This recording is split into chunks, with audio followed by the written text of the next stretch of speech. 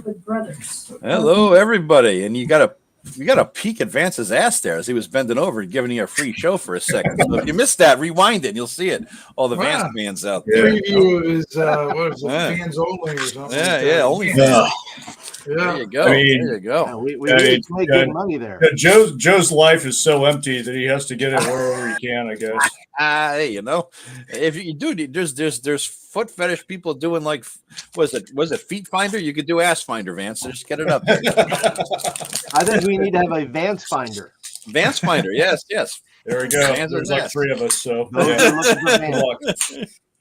anyway, on that note, welcome everybody to the show. We have 3 viewers. We had 5 until I started talking about Vance's ass. So here we are. We're live though, somewhat.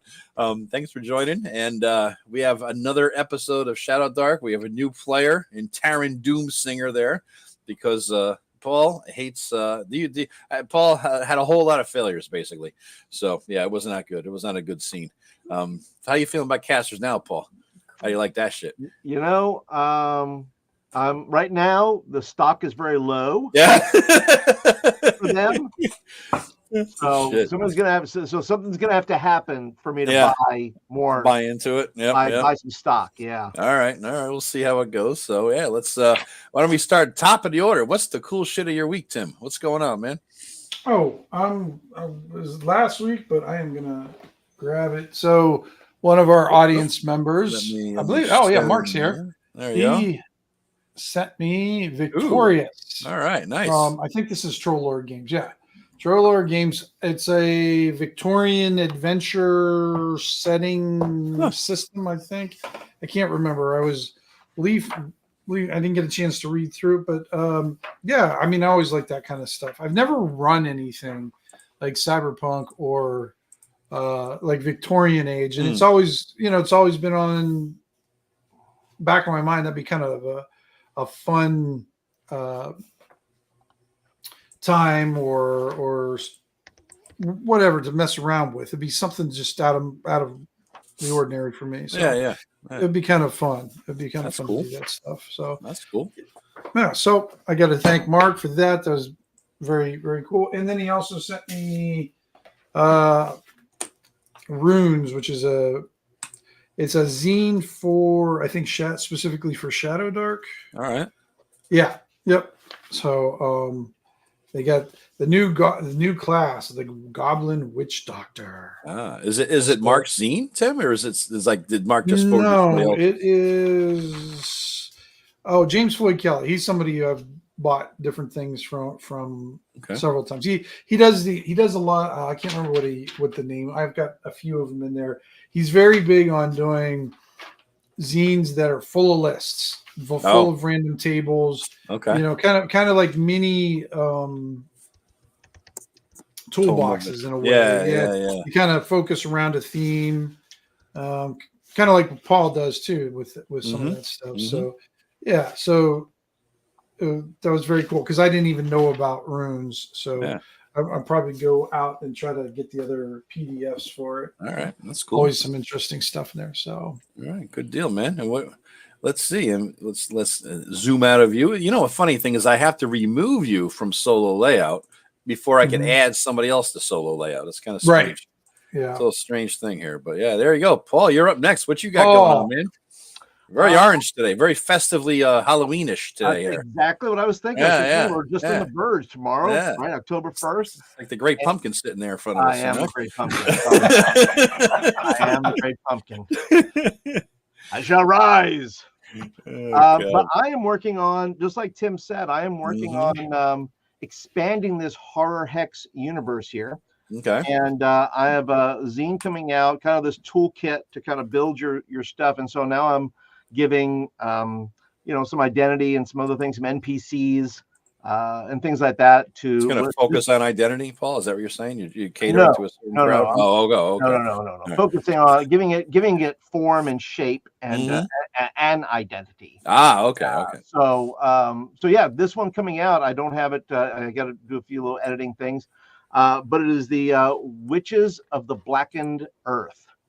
And that is going to be just a setup to say, here's this faction of witches that basically and the theme is that they pulled off a hex, destroyed the land.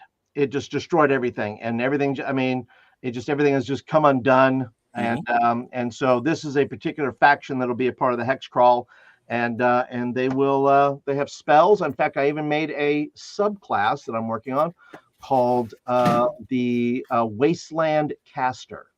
All right. Okay. All right. That's cool. Good deal. That sounds good. Sounds good. Then I shall remove you. And, well, fuck, I removed you from the whole goddamn game. Son of a bitch. All right, Vance, you're up, but you are muted, sir. Let me add you here. And Solo, what you got, man? Oh, there you are. Oh, well, we have a visitor in the background there. Yep, hello. That's the shorter half. The shorter half, all right. The Hobbit genes. Yes. We actually had a really good, really fun ShadowDark one-shot at Thru Meetup last night with nice at my neighborhood brewery where I host my one shots. Nice. And had total of 5 players, including Shayna, and we were able to. I ran them through a kind of a city heist that I'd run a couple of my campaign folks through, and we mashed one the players under a table with an undead ogre. Nice. And satisfactorily, rooted out some necromancy in the catacombs beneath the city. All right, sounds good, man. Good Yeah, catch. it was a lot of fun. Very good. You can't beat undead monsters that are just not zombies. You know what I mean? The undead giant, whatever the hell's, that's cool because they're just that's scary on 2 different levels. Right. You know? Yeah, I'll be writing it up here and posting it here in a couple of days. All right, cool. Very cool. All right, and I went to ShireCon, and it was a big fucking week for me. A lot of good stuff going on. Rob came up, and Rob was here for a couple days at my place. We went to New York City. Kelly and his wife had never been there, so we had a tour of all of the various ink stores and quill store and fountain pen stores in all of Manhattan and Brooklyn and Queens. So we had that. Rob will take a year and a half to recover from all that walking. I gotta say, he's probably in traction as we speak. So that was a good time. He was hurting. We were all hurting after a while, but it was a long day, man. And then we had ShireCon. So Friday I ran a game. I ran the ShadowDark game that I played with you guys. What I did was basically hacked out the essence of it, changed some rooms around. I added my own rooms, and I kept what mattered and just deleted what didn't, and I changed shit around a little bit. And it was a good time. I had like 18 rooms, 17 rooms, and they 4-hour game, and it was good. They had a good time. They burst into song voluntarily at least 2 different times, chanting, "We all have to kill the goblins," that kind of shit. I'm like, oh damn, man, I really get into it. Wow. So that was a good time. When the group starts singing, just out of the blue like that, you're doing something right, I figure, right? So that's why I keep a spray bottle on my table. Just in case. Enough. Yeah. No, there'll be no singing. No. No singing for you.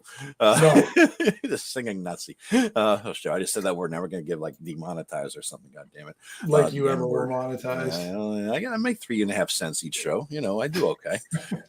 But so it was fun though. It was a good time. And then I played in a ShadowDark game, in which there was much griping about spell failure because everybody was pulling a Paul, which is now what the is new wrong with phrase. you guys being such wusses when it comes to spell failure? It was just demoralizing. After a while, it's like the casters lost all their spells and they couldn't do jack shit except get their 4 hit point ass into melee and die.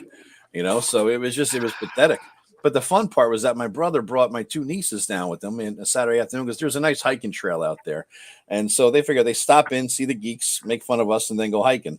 But when they came back, my game was just wrapping up. And so they were watching the last half hour, and the DM, Ian McCarty, says, "Hey, you want to roll, for some of my DM rolls," which was against us. So each of my nieces killed me once. Right, so that was fun. They killed some other characters. I think Eric died 3 times, but there's a ShadowDark spell of if you're not below -X, you get to revivify and get up to 0 hit points or some shit like that. So it was like whack-a-mole. We go down, we get up. We go down, we get up. And so each of my nieces is not getting a Christmas present this year for killing me twice. But the really cool thing was that my one niece, they have raffles, you put your ticket in the jar and this and that. Right. And so I put my tickets in, didn't win shit. And but my one niece won something. which was cool because she doesn't. I mean, she's played D&D before, but she had a ticket because she was an entrant. You know what I mean? So she was walking on the trail, so I accepted it for her, and I told her, I said, "Hey, you got to get back. You won this prize, and when you get back, you have to do an acceptance speech," where she's painfully shy, so she's busting her chops, you know.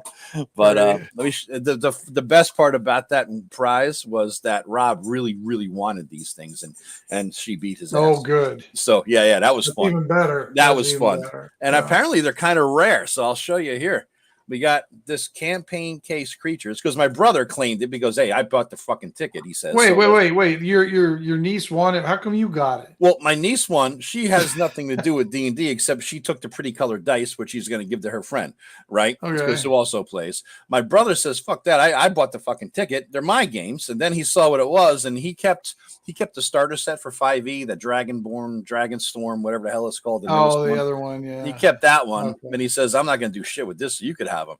So basically, haha, Rob, haha, I got it. I got the campaign case creatures, which is it's a bunch of like poker tokens or something when you could put a little picture of a monster on it. I have those. All right. So this is, I guess one of these is kind of rare because the other one I got was the terrain one. So I got two. So this is like fold out terrain, basically. You know, you blow it out. How is it rare if Wizards of the Coast makes them? They make them, you know. I guess they're not making them anymore. And you know, it was a one shot thing or something. Maybe. You know, but other things I nailed for there. Tom Wilson, who has the con, has put out a module called. Oh, that's his last one. Okay, cool. Yep. It's it's nice when you show up to the conventions and you go to like Jeff Talanian for Hyperborea. You go to like Joe Block for his games, BRW games and all his stuff, and then you go to Tom's table and you just say, "What do you have new since last convention?" It's just so much easier because I have everything they put out. So it's just give me the new shit, right? So this is a Dro thing, right? The Descent. And then I picked this up. Same thing. Same question from Joe Block. What's your newest shit? Dungeon Level 9 West. This is part of his massive Castle of the Archmage expansion. It's like a little bonus section to his section there. And one really cool find that I didn't even think would be good until I looked at it was this. Oh, that's a very good one. Yeah, it is. I couldn't believe it because every time I'd ever seen this, I saw Campaign Source Book and Catacomb Guide.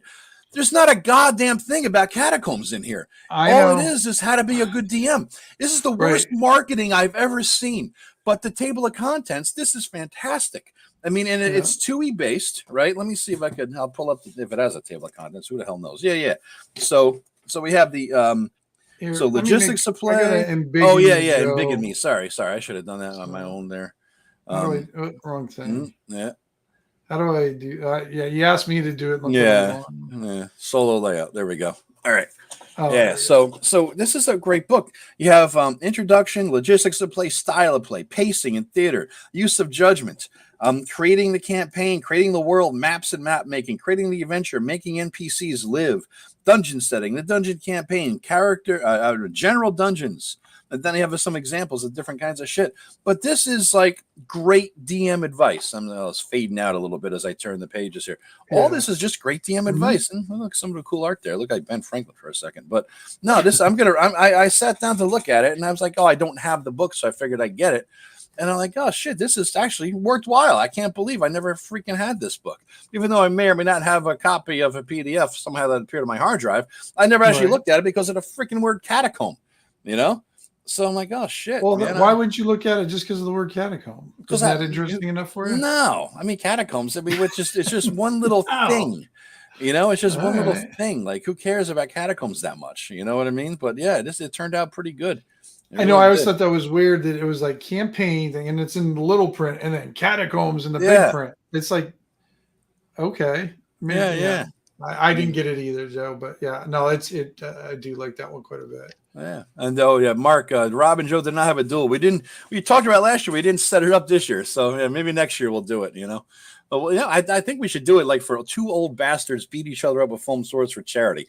Like if we could get $100 of pass the bucket around, and because we're at a VFW this year at ShireCon, which is kind of funny because it was open for the VFW folks, and so you got a bunch of freaking geeks and nerds, and then you got these grizzled veterans of war just looking at us playing games that involve fighting. And these guys are all sitting around drinking at the bar because there was 2 bars, one outside and one inside.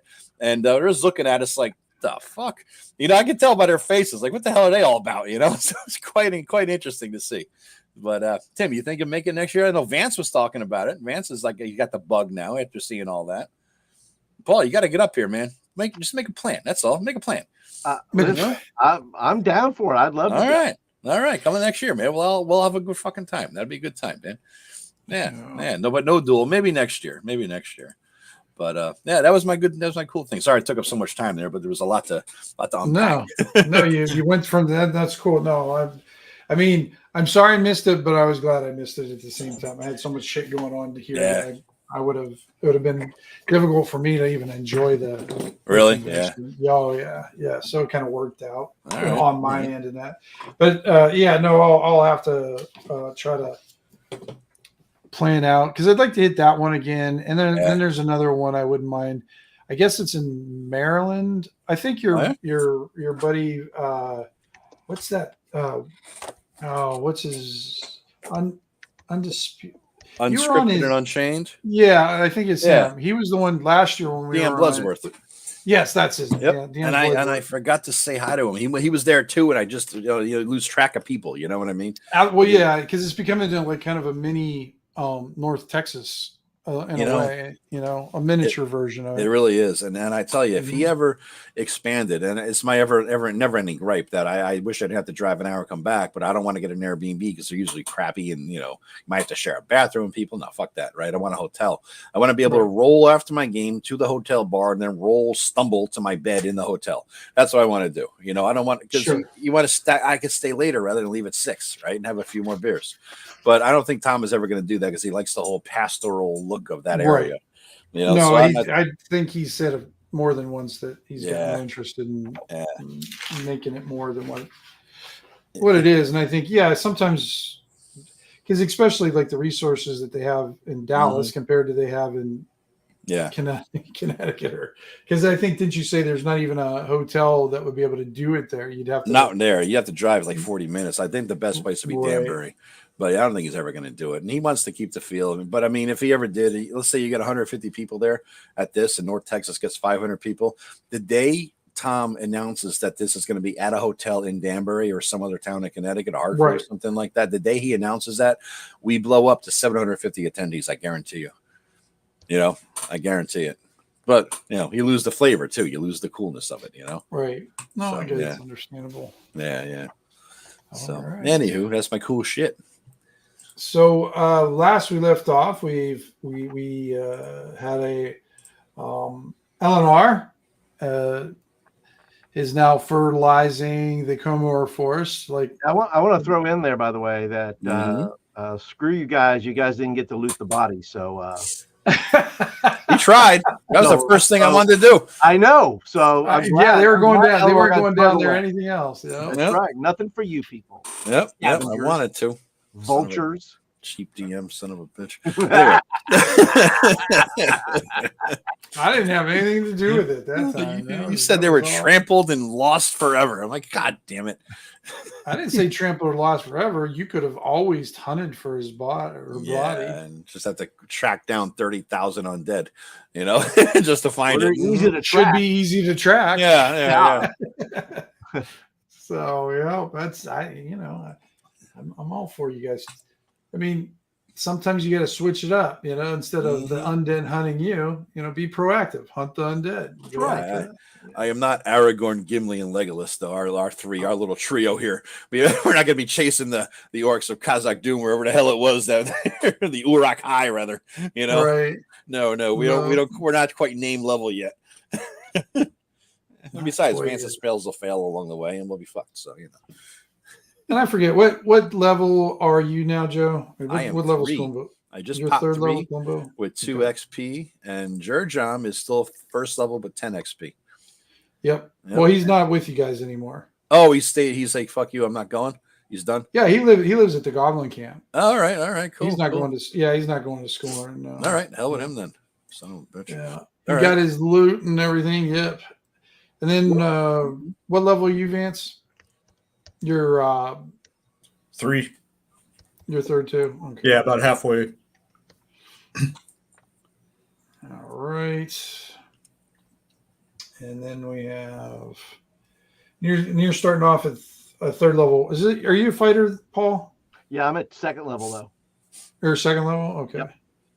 Man, what's your XP, man? Because you've been diligent about doing write-ups, or I suck at it for some reason. Well, you guys won't have the same XP. Yeah, mine's 15 out of 30 right now. Yeah, I know. That's that what includes my last post. Yeah, you're way ahead, man. You're way ahead. My only hope they catch up is you. Yeah, die. well, you scrounge in game and I scrounge out of game. Yeah, I know. That's you're right. That's a good way to look at it. The only way I'm going to catch up is you croak. That's really it. Oh, Mac Tom, he said he's studying for what is that? Finite math exam. Don't be too funny or anything. Good luck. Yeah.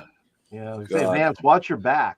I know. Yeah. Watch your back. Just curious, Vance, what magic items do you have? Just randomly. In my pocket, you keep them in. I have a bent fork. Oh, that's right. Yeah, he does have his bent fork. And 2 doses of grave dust that you can't use. So there you go. All right. And everything else I typically just dump at the goblin camp so they can continue to build shanties and reinforce their walls. All right. So and I don't know when Ken's coming in, but I just told him to pop in when he gets a chance. So Yep. All right. Well, are you guys going to do anything in Hounds Head before you leave, or are you mean shopping? What shopping? Shopping for Joe? I thought you shopped last time. I think we did. I think we're good on. I don't think I can fit anything else anyway. I was going to say you kind of probably hitting max capacity. With I could get 2 more rations though. I could get 2 more rations just to stock that up. Alrighty. Taking the chain bolts. I'll get another bolt. Yeah. You trying to figure that out, Joe? What the hell are the prices of 1 bolt, Tim? I mean, they're 20 like one set of bolts. 1 bolt, literally 1 bolt. I'm down 1. And well, 2 rations. You find a drunk person and all you right, pick it off. I mug him. I mug him for a bolt. For 1 crossbow bolt. Yes. All right. Yeah. Okay, and then the rations. 5 silver. What's your discounted, whatever the hell that means? You know what I mean? So 5 silver in gear that means something. Basically, it'll equal out to 1 silver with the translate. All right. So I'll take away one of the silvers here. Because remember, guys, we're loaded up. I mean, but we don't want to buy good shit here because we get the stuff at Scorn, right? Spend the winter in Scorn, buy good gear, live like kings a little bit, and relatively speaking, the Hounds Head, and then we, see what trouble we get into there and come back.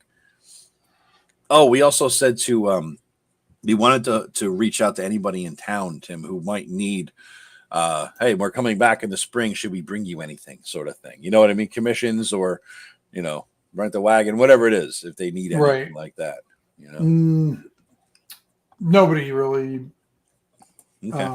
needs anything, but the guy at the general store said, I mean, because if you bring it up, whatever you bring up, I can take a look at and see what's what I need and what's available, because I'm always looking for new stuff. I mean, really, he's the only retailer in the place. Yeah.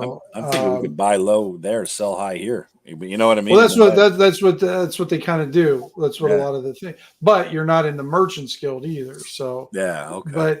But this isn't Hounds Head isn't within the purview of the Scorn and the guild laws and stuff. However, it can make it really difficult for you to purchase things in bulk and whatnot.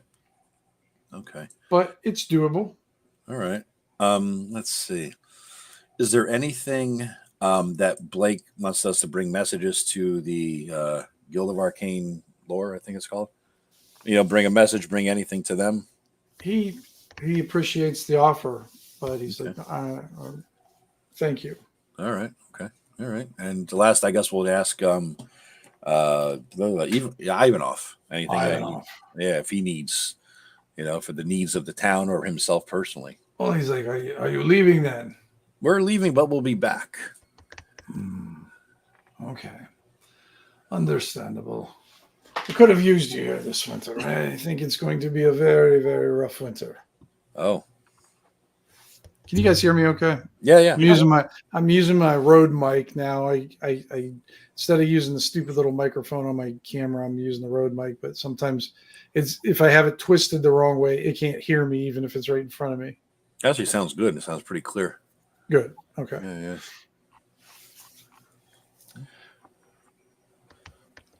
All right. What do you got? So, Vance, is there anything you want to do with the goblins or anything before you head off to Scorn for the winter? Like I said, I think I'm looking at my loot list. I already left all the arrowheads with them. I've got 160 silver that I'll leave with them since that's kind of the bulky. I'll keeping the hard silver, taking that with me. Sure. And I'm keeping my bent fork. Of course. That's Blogga's holy artifact.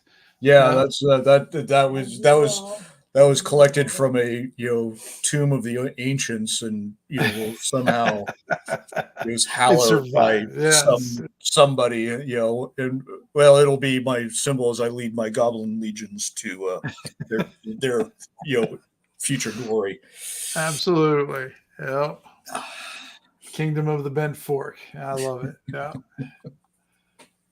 And all right, Paul, we're going to get you introduced here pretty soon. Well, you remember Burns is Burns and oh, that's right. They're going to go anything with Burns and Gunnery. Right. And then Taryn will be met at your discretion. Okay. All right. So you got Burns and Gunnery. Yeah. I think Joe's still peeing. I don't know. He's got his little he's got his hose out. Yeah. I am back. Yay. All right. So you're all loaded up. You got the next morning, and the snow's falling. It's just light snow, nothing too heavy, but the wind that's blowing through there is definitely letting you know that it's going to get colder quickly. All right. Well, we have can we assume we have coats and winter gear, Tim, with our clothing, or do we have to buy that separate? No, it's nothing that I'm not going to have you have to go around and buy extra stuff for that. Okay. I'm going to assume that you guys manage and whatnot. So now, weren't we bringing one of the boys with us? You're bringing Gunnery and both. Okay. Burns are both going to Scorn. Yeah. Okay. I think Ken's going to be joining us soon. I just saw Draymond come on. All right. Nice. So, all right. So you guys heading south towards Scorn then? Yeah. You want to bring up that map, Tim, that we could sort of give us a regional? Yeah. Yeah. Something we get an idea. That's right. I switched maps, but I just didn't switch I switched flaps. There you go. All right. I'm going to assume you guys are going to go directly to Scorn. Do not pass go. Just follow the road kind of thing. You don't want to go off track.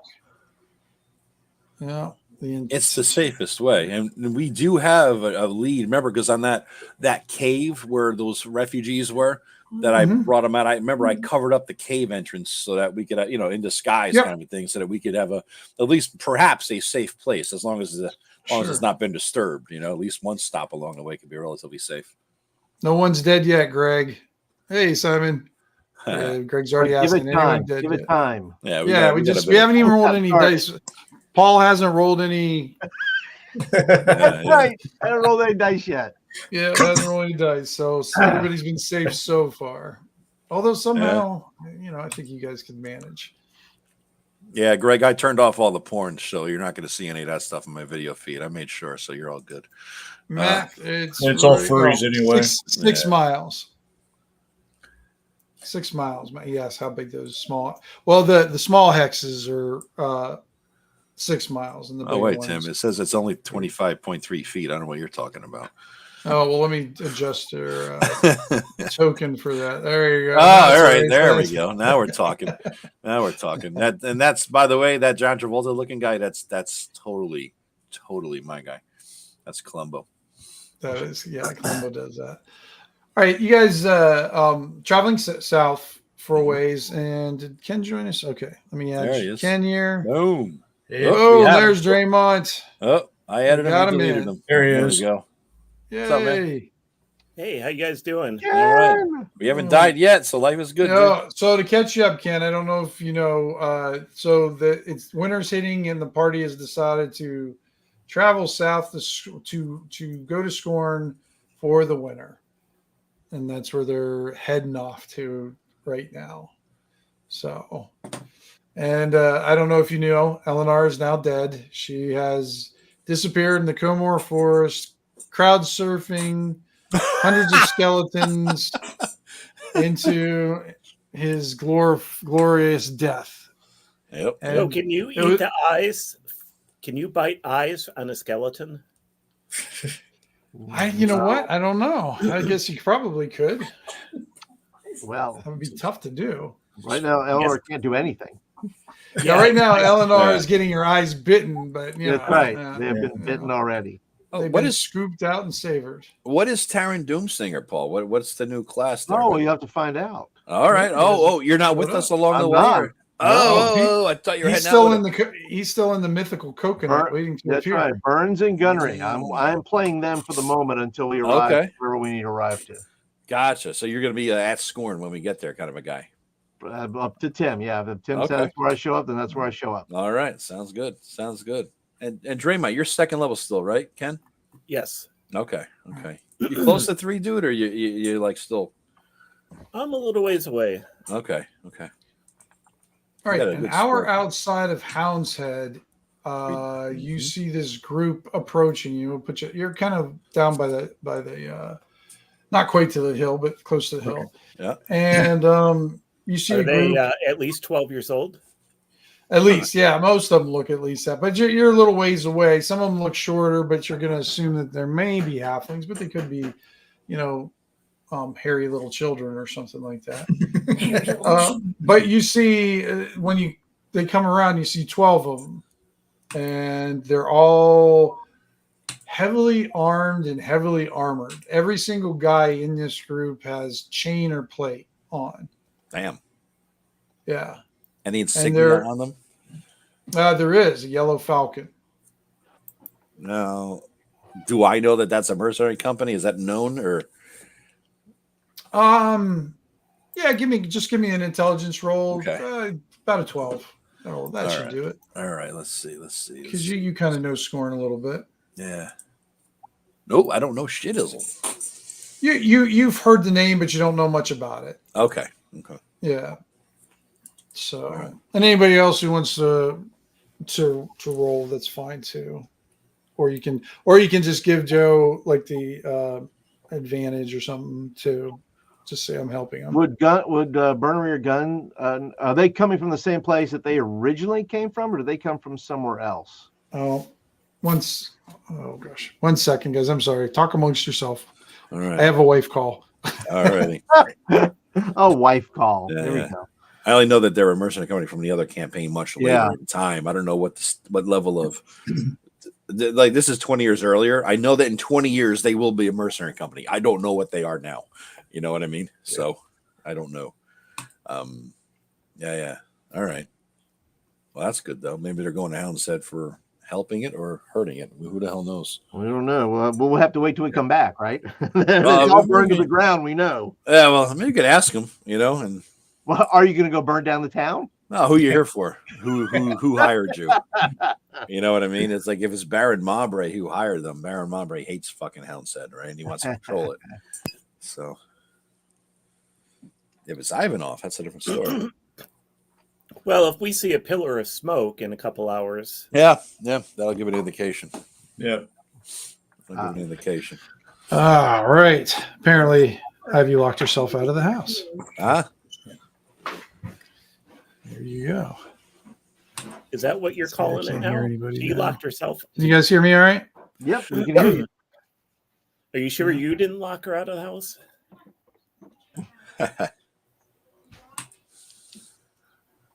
All right. Yeah, 10 viewers. Kicking ass. All right. I'm still not hearing anybody. Burns is looking at that. Burns is looking at that group like he almost like he's like looking at them enviously. Like Tim is not hearing us, Paul, at all. that's okay. I'm talking to you guys. Okay. Okay. I'm just telling you guys for flavor's sake. You can see Gunnery and Burns because they've been through some things. They're looking at these guys and like looking at them like maybe one day. Maybe one day. They've aspiration. That's right. What's that? But Gunnery and Burns are looking at that group that's going by, and they're kind of like looking at them like one day. They definitely look like a sizable group or whatever, and one of the leader looks like a female halfling, and she approaches you guys and she goes, "Hail, good friends." Hail yourselves. Greetings. How is Hounds Head these days? Still pretty good. Just leaving. Kind of the same armpit it always is. And we'd like to find it in the same condition when we come back. Says the snot-nosed child. Right. Exactly what a snot-nosed child would Yeah. Burns giving the old stink eye that only little redheaded boys can give. Yep. He's holding his yellow eyes, just like the kid, the bully in Ralphie's movie. Right. As he fondles his dagger, ready to stab. Well, we'll make sure to leave it as intact as we possibly can. We're hoping to keep it intact. Yeah. Oh, you've been hired to help protect it for the winter? We kind of do it usually wintertime is slow for us anyways. So a few of us have been friends with Ivanov for a few years. So we go up there and we sit around. We drink his very good ale and we fight. And then we go exploring a little bit too, maybe to puff up our coffers a little bit more in the off times. No, that's good. That's good. Smart. The nice thing about this area in the wintertime is while the snow does cause its own issues and everything, you can see a lot better in the wintertime around here, and you can see more stuff coming at you from a distance and hopefully avoid it. Are you interested in the treasure map? And she just smiles. Treasure map, huh? Indeed. We were out there and we got our asses handed to us. But you look a lot tougher than we were. We lost one of our companions along the way. We could give you as much information as we have in addition to the map. So you'll have every advantage we did not have. We had no advantages, I can tell you that. It was a Northman King's guys. It was a Northman King's tomb. Northman King's tomb. Yeah. I mean, look at the How scroll did you fare case. that? You guys had to run away from it? Was it? Oh, we got the hell out of Dodge. Yes, we certainly did. We there's this. I got to tell you, beware. There's a lot of skeletons out there, so you got to be prepared for that. I'm not going to try to sell you a map to say it's all easy peasy and no problems. I'm going to tell you there's problems out there, but it's a good map. And we got to the tomb, but that's when it all broke loose, and we had to get the hell away from the tomb. So it was our most powerful and competent caster was unfortunately vanquished by a significant force of undead. Yeah. No, it was a shit show, completely. But we weren't prepared like you folks are. We had just 3 of us and 2 boys. It was not, or 4 of us, actually 3 of us, because 3, and then every once in a while another of us reappeared and disappeared when Ken was here. But yeah, so but yeah, how much you wanting for your map then?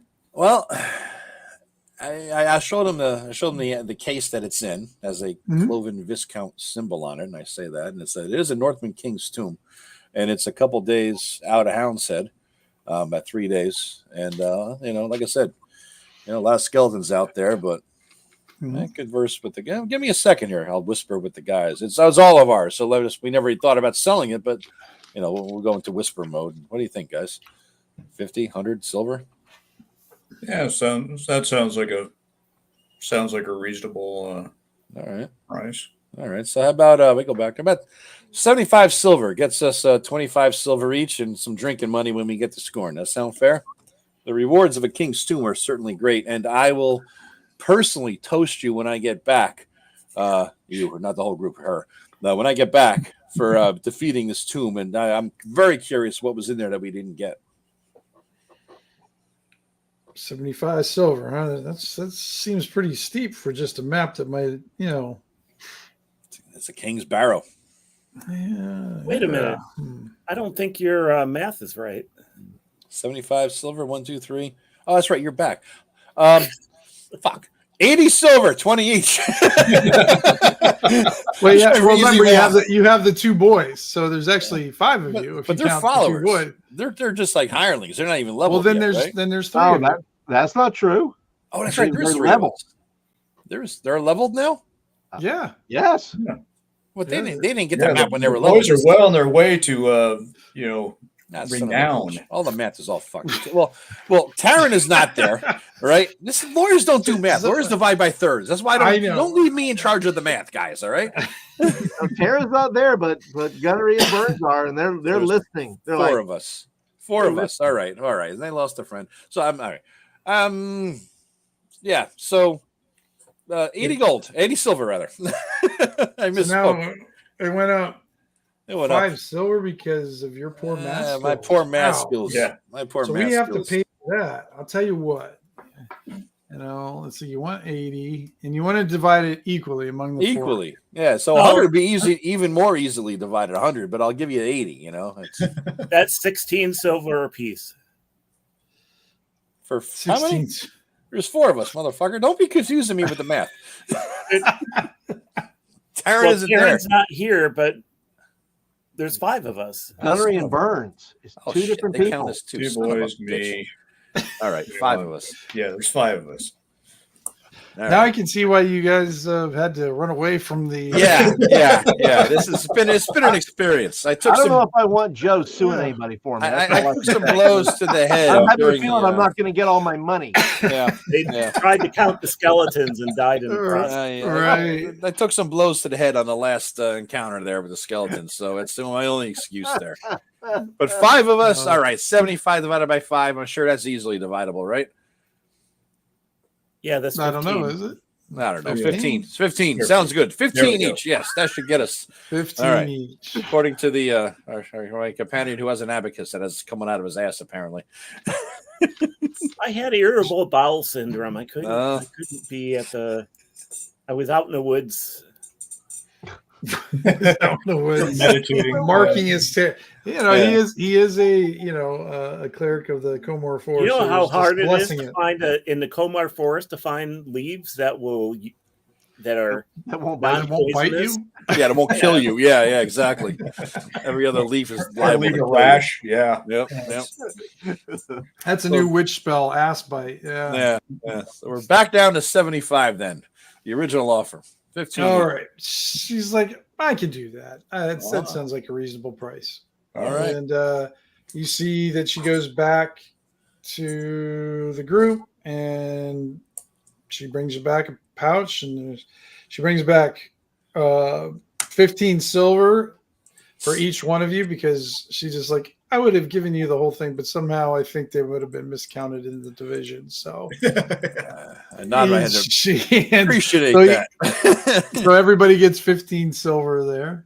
And she goes, by the way, my name's Millicent Stout, and I'm one of the commanders at the Yellow Falcon Mercenary Company. Nice to meet you. Okay. If you guys are heading into Scorn, there's some tread lightly.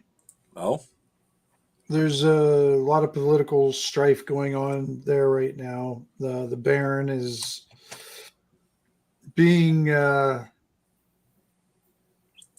just say, he's feeling very obstinate when it comes to the king's demands that were recently given to him, and he doesn't particularly like being told what to do.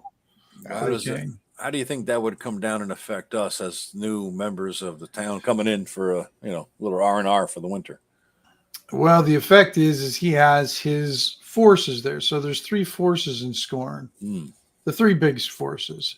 So you have the city guard, and their job is to patrol the wall and the city itself. Then you have the military, and they're the ones who go outside the wall and defend it against intruders or whatever, the barbarians to the east, whatever needs to be taken care of. And then you have the Spears of Serath, which are allied with the Baron, who favors them and shows them favor. The military, however, is kind of a split force. And sometimes the commanders within are loyal to the king. So he doesn't hold that strong. And the city guards are just town folks who kind of patrol their own, and he can't really control them because they are their own entity, and they're not, a lot of the city guards are not faithful of Serath. However, he does have a strong ally who would only do well if they took the Baron's side, and they could position themselves in a higher place of power above everybody else, and that would be Serath's temple. So the military has split loyalties. The city guard has split loyalties, but the Spears of Serath are totally the Baron's people. Well, they're totally Serath's people, but the Baron sees them as his people. Let's put it that way. And we have a few mercenary groups in there. They tried to hire us on recruit us, let's say, into the Spears of Serath, but she just shakes her head. Never going to happen, my friend. Good. So just be aware that there's conflict among those 3 groups within the city. It hasn't gotten to the point of violence that I know of when I left, but tensions were rising, and I wouldn't be surprised when you have all 3 of those forces now that are going to probably be more contained in the wintertime than they normally are within the same city, that things are going to spill over. Okay. Yeah, a little cabin fever. Never. Never. Yep. So just watch yourselves on that. There are some Spears of Serath and Hounds Head as well. Yeah. Yeah, I had to show them what's what one time.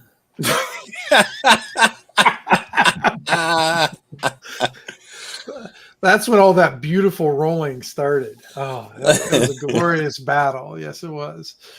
Yeah, I believe what was it? Dermot was bleeding, and Elinar was half unconscious on top of a table that she tripped over. That's about right. Hey, they ran away. We didn't. We were still there. Very true. She goes, if you do need help down there, I mean, you're always welcome to go to our mercenary hall. Tell them I sent you. If you're looking for jobs or something, sometimes, I mean, you guys have just be able to you were able to survive a little bit in the Komor Forest, so you must have some sort of skills. All right. So, anybody ask for there, or just? Yeah, we have different people who do the front desk, so it just varies as they come in. So, All right. Well, let's. You have any recommendations about cheap places to stay and also drink? Because we're not looking to blow what little pittance we had. Well, what kind of crowd are you looking to be with, though? I mean, because there's lots of cheap places to drink, but it just depends on what kind of crowd you want around you. You just have to pick. Good safe bar where there's not going to be a fight every night. How about that? You know what I mean? The working class kind of. Yeah, then you might need to increase from cheap to something substantial. Workers. How about a laborer's bar? How about that? That's fine, but they like to fight too, and you're not one of them. Yeah, that's true. That is true. But when they get, if you go in they have these places called gutters, or that's where all the diggers guilds hangs out. But you got a few of them up there that get a few drinks in you. You're not part of them. they might have a bad day and they're looking to take it out on somebody. Yeah. Next thing you got, a few people kind of doing that. Not necessarily said they're going to, but wouldn't be unheard of either. In my experience, buying a couple of rounds tends to go a long way towards diffusing fights, though. I imagine it does. Yeah. But no, I mean, pretty much you can't swing a couple dead cats without hitting a cheap tavern somewhere in Scorn. All right. Plenty, they're plentiful. Places to stay. I mean, any recommendations, areas, regions in town? My recommendation, I mean, if you guys have enough money, just rent a place, and rather than stay in a place, you're going to spend a lot more money renting a place all winter than you are just renting like a small house for 5 kind of a deal. Well, they got the tenements there. If you get closer to the Hallowed district, or the not harrowing district, the closer you get to that place, the cheaper things get, of course. Yeah, but there's some tenements up there. Yeah, it's more dangerous, most definitely. But yeah. You guys are coming out of the Komor Forest, so that must not bother you guys. Well, we are coming out of the Komor Forest, so yeah, looking for a little R&R. I understand that, but if you're gonna have to find your own area there. I mean, I pretty much have everything set up for me, so I don't go exploring for those too much. But there's a few good tenements you can probably get into, and if you guys all stay at the same place, at least you know who your neighbors are. Yeah, that is true. All right, sounds good. Well, thank you very much for your time. Burns asks, he says, are there places that you can fight up there? She doesn't even have to squat down because they're about the same height or whatever, and she walks up to them. Yeah, there's plenty of places to fight. They may not let you fight though. You're still a little bit young. You want some training on fighting though, young boy? Well, if it's available. Yeah, I'll tell you what. She pulls something out of one of her pockets and everything like that. And do you guys know what like a challenge coin is? No. Vance does, I'm sure.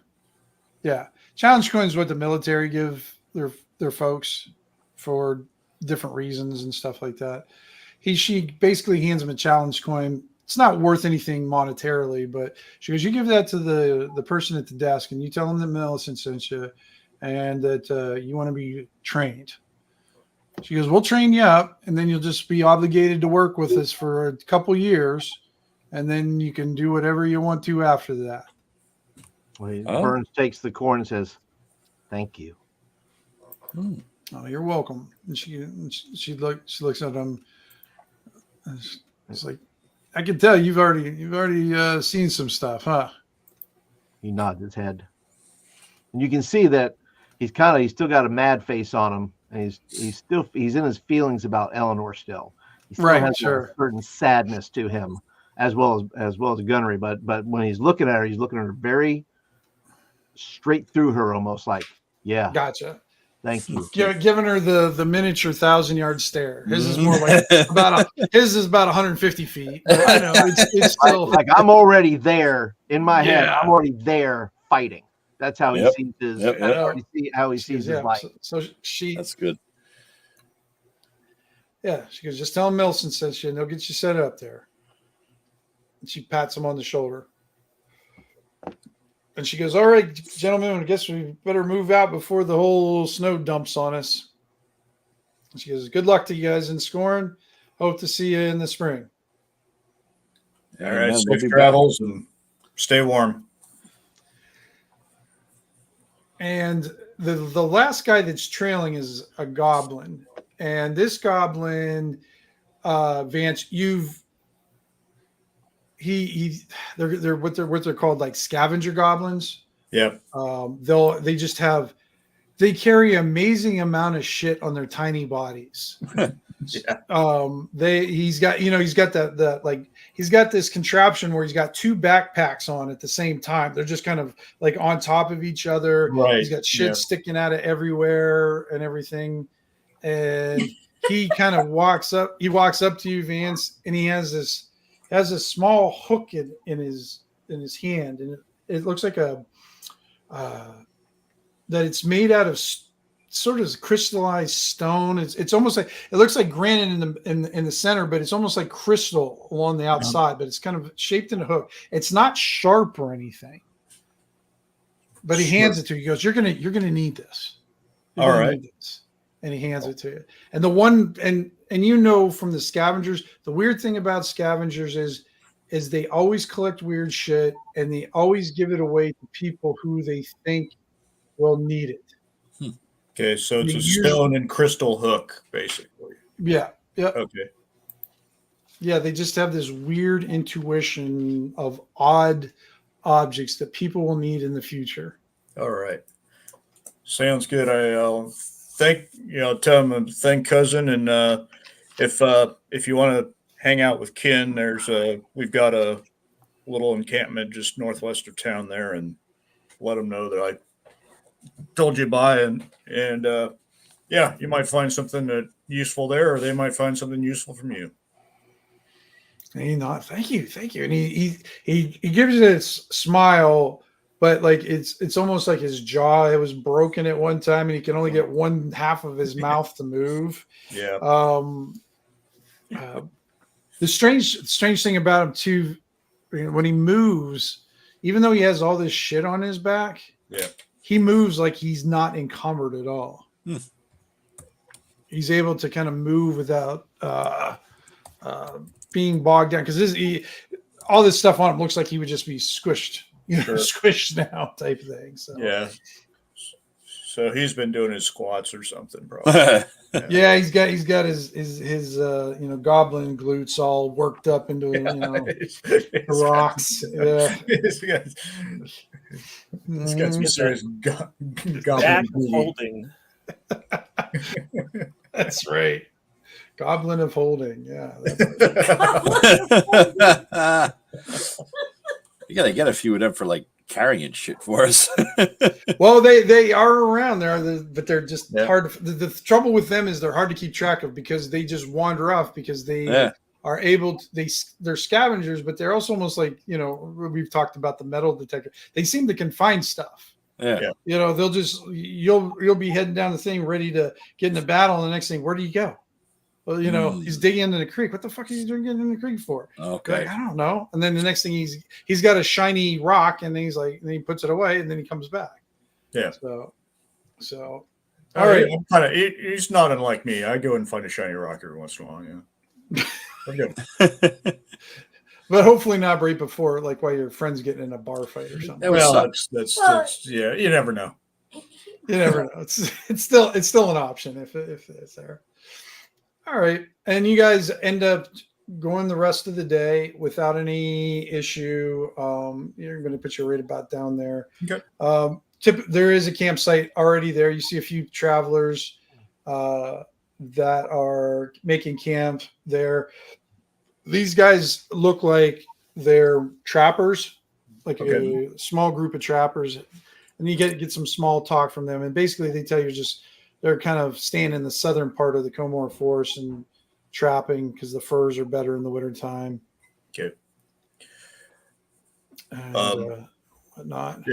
If we're camping out, I'll probably be curious enough about my hook to see if I just cast detect magic on it, just to see if it happens to have any qualities. Go ahead. Give it a shot. Let's see if you blow it what up. happens. Oh, yeah, finally. Bam! See, you guys, now look at that, Joe. Yeah. Not only did he cast it, he gets to use it again. Yeah, when it doesn't matter. He's on the road. It don't fucking care. Yeah, it's a low stakes. It was a low stakes casting, Yeah. And we're talking in a combat and it fails. You guys, trust me, you guys messed up. Trees to nobody's business. Yeah. We're surrounded by friendly mercenaries, 100 of them. Yeah. Right.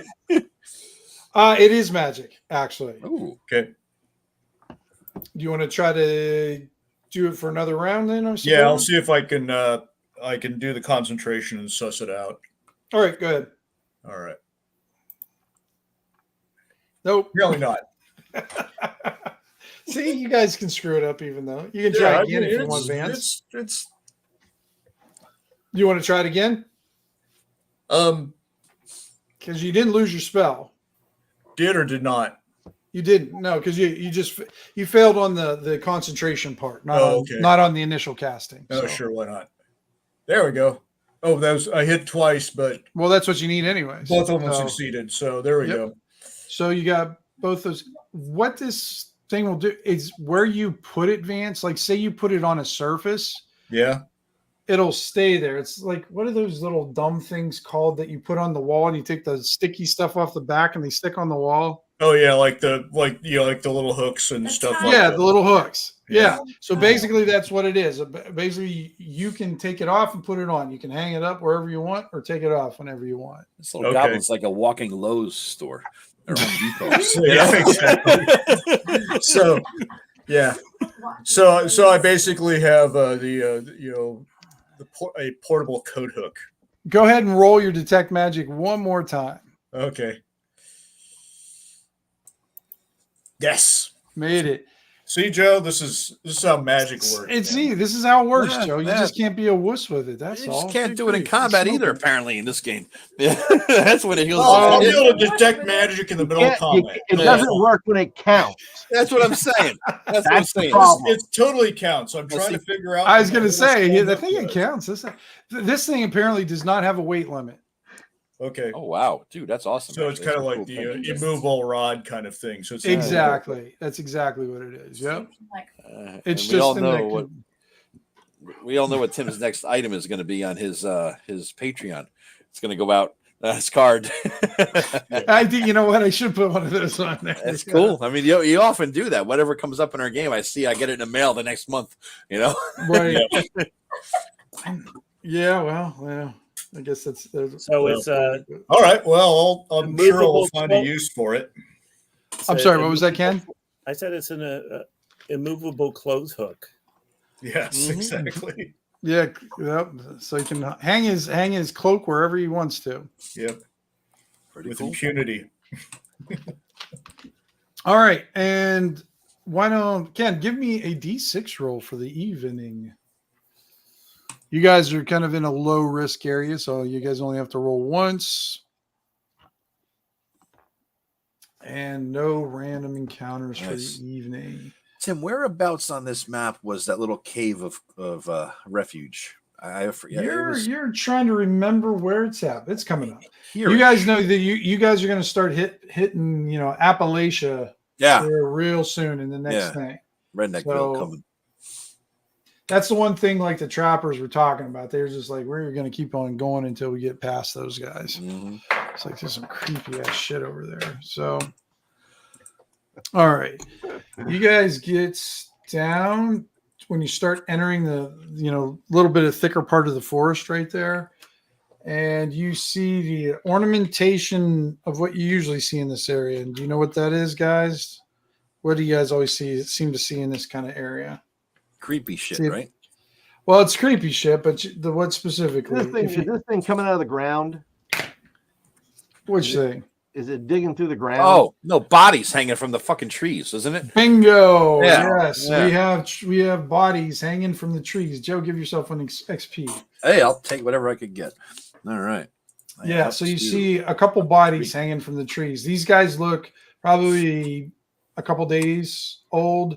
Crows are pecking on them, and they're up high enough. And if you want to, you can follow the strings and cut them down if you wish. I'm not touching that creepy shit. Yeah. Those- Any markings or uniforms or anything on them that we might be able to see, or they just look like they are stripped naked. The way when they go up there, Vance, what they do is they're usually stripped naked and then they are cut open. They almost, not quite fillet them, but they'll kind of disembowel them or whatever. Yeah. Make it easier for all the gooey stuff to come out. Okay, it makes it good. It makes it easy for the crows and stuff. That's thoughtful. Yeah, I always appreciate somebody who's good about feeding the birds. Yeah, they won't have the guts to do that again. Gunnery has Rita, by the way. Yes. Speaking of Speaking of ravens. Now, didn't Gunnery level? Is Gunnery the one who leveled as something They but both won't be leveled. there? They both Both leveled. leveled. Yeah. But Gunnery wasn't a fighter. He leveled as some kind of. Well, he is now what is called he is not official, a seer is what he is. He's Seer, kind of yeah. developing his gift as a seer. Okay. Right. He has one ability that he can do. Yep. Okay. All right. Ken, give me another D6 roll.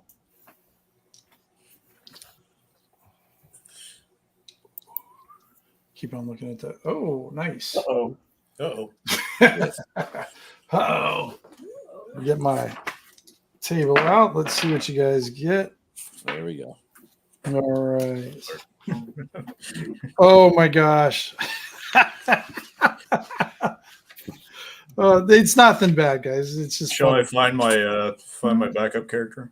Yeah. No, this one's just kind of funny. So you guys are traveling, and I hear some guitars. Oh, Not that part of Appalachia?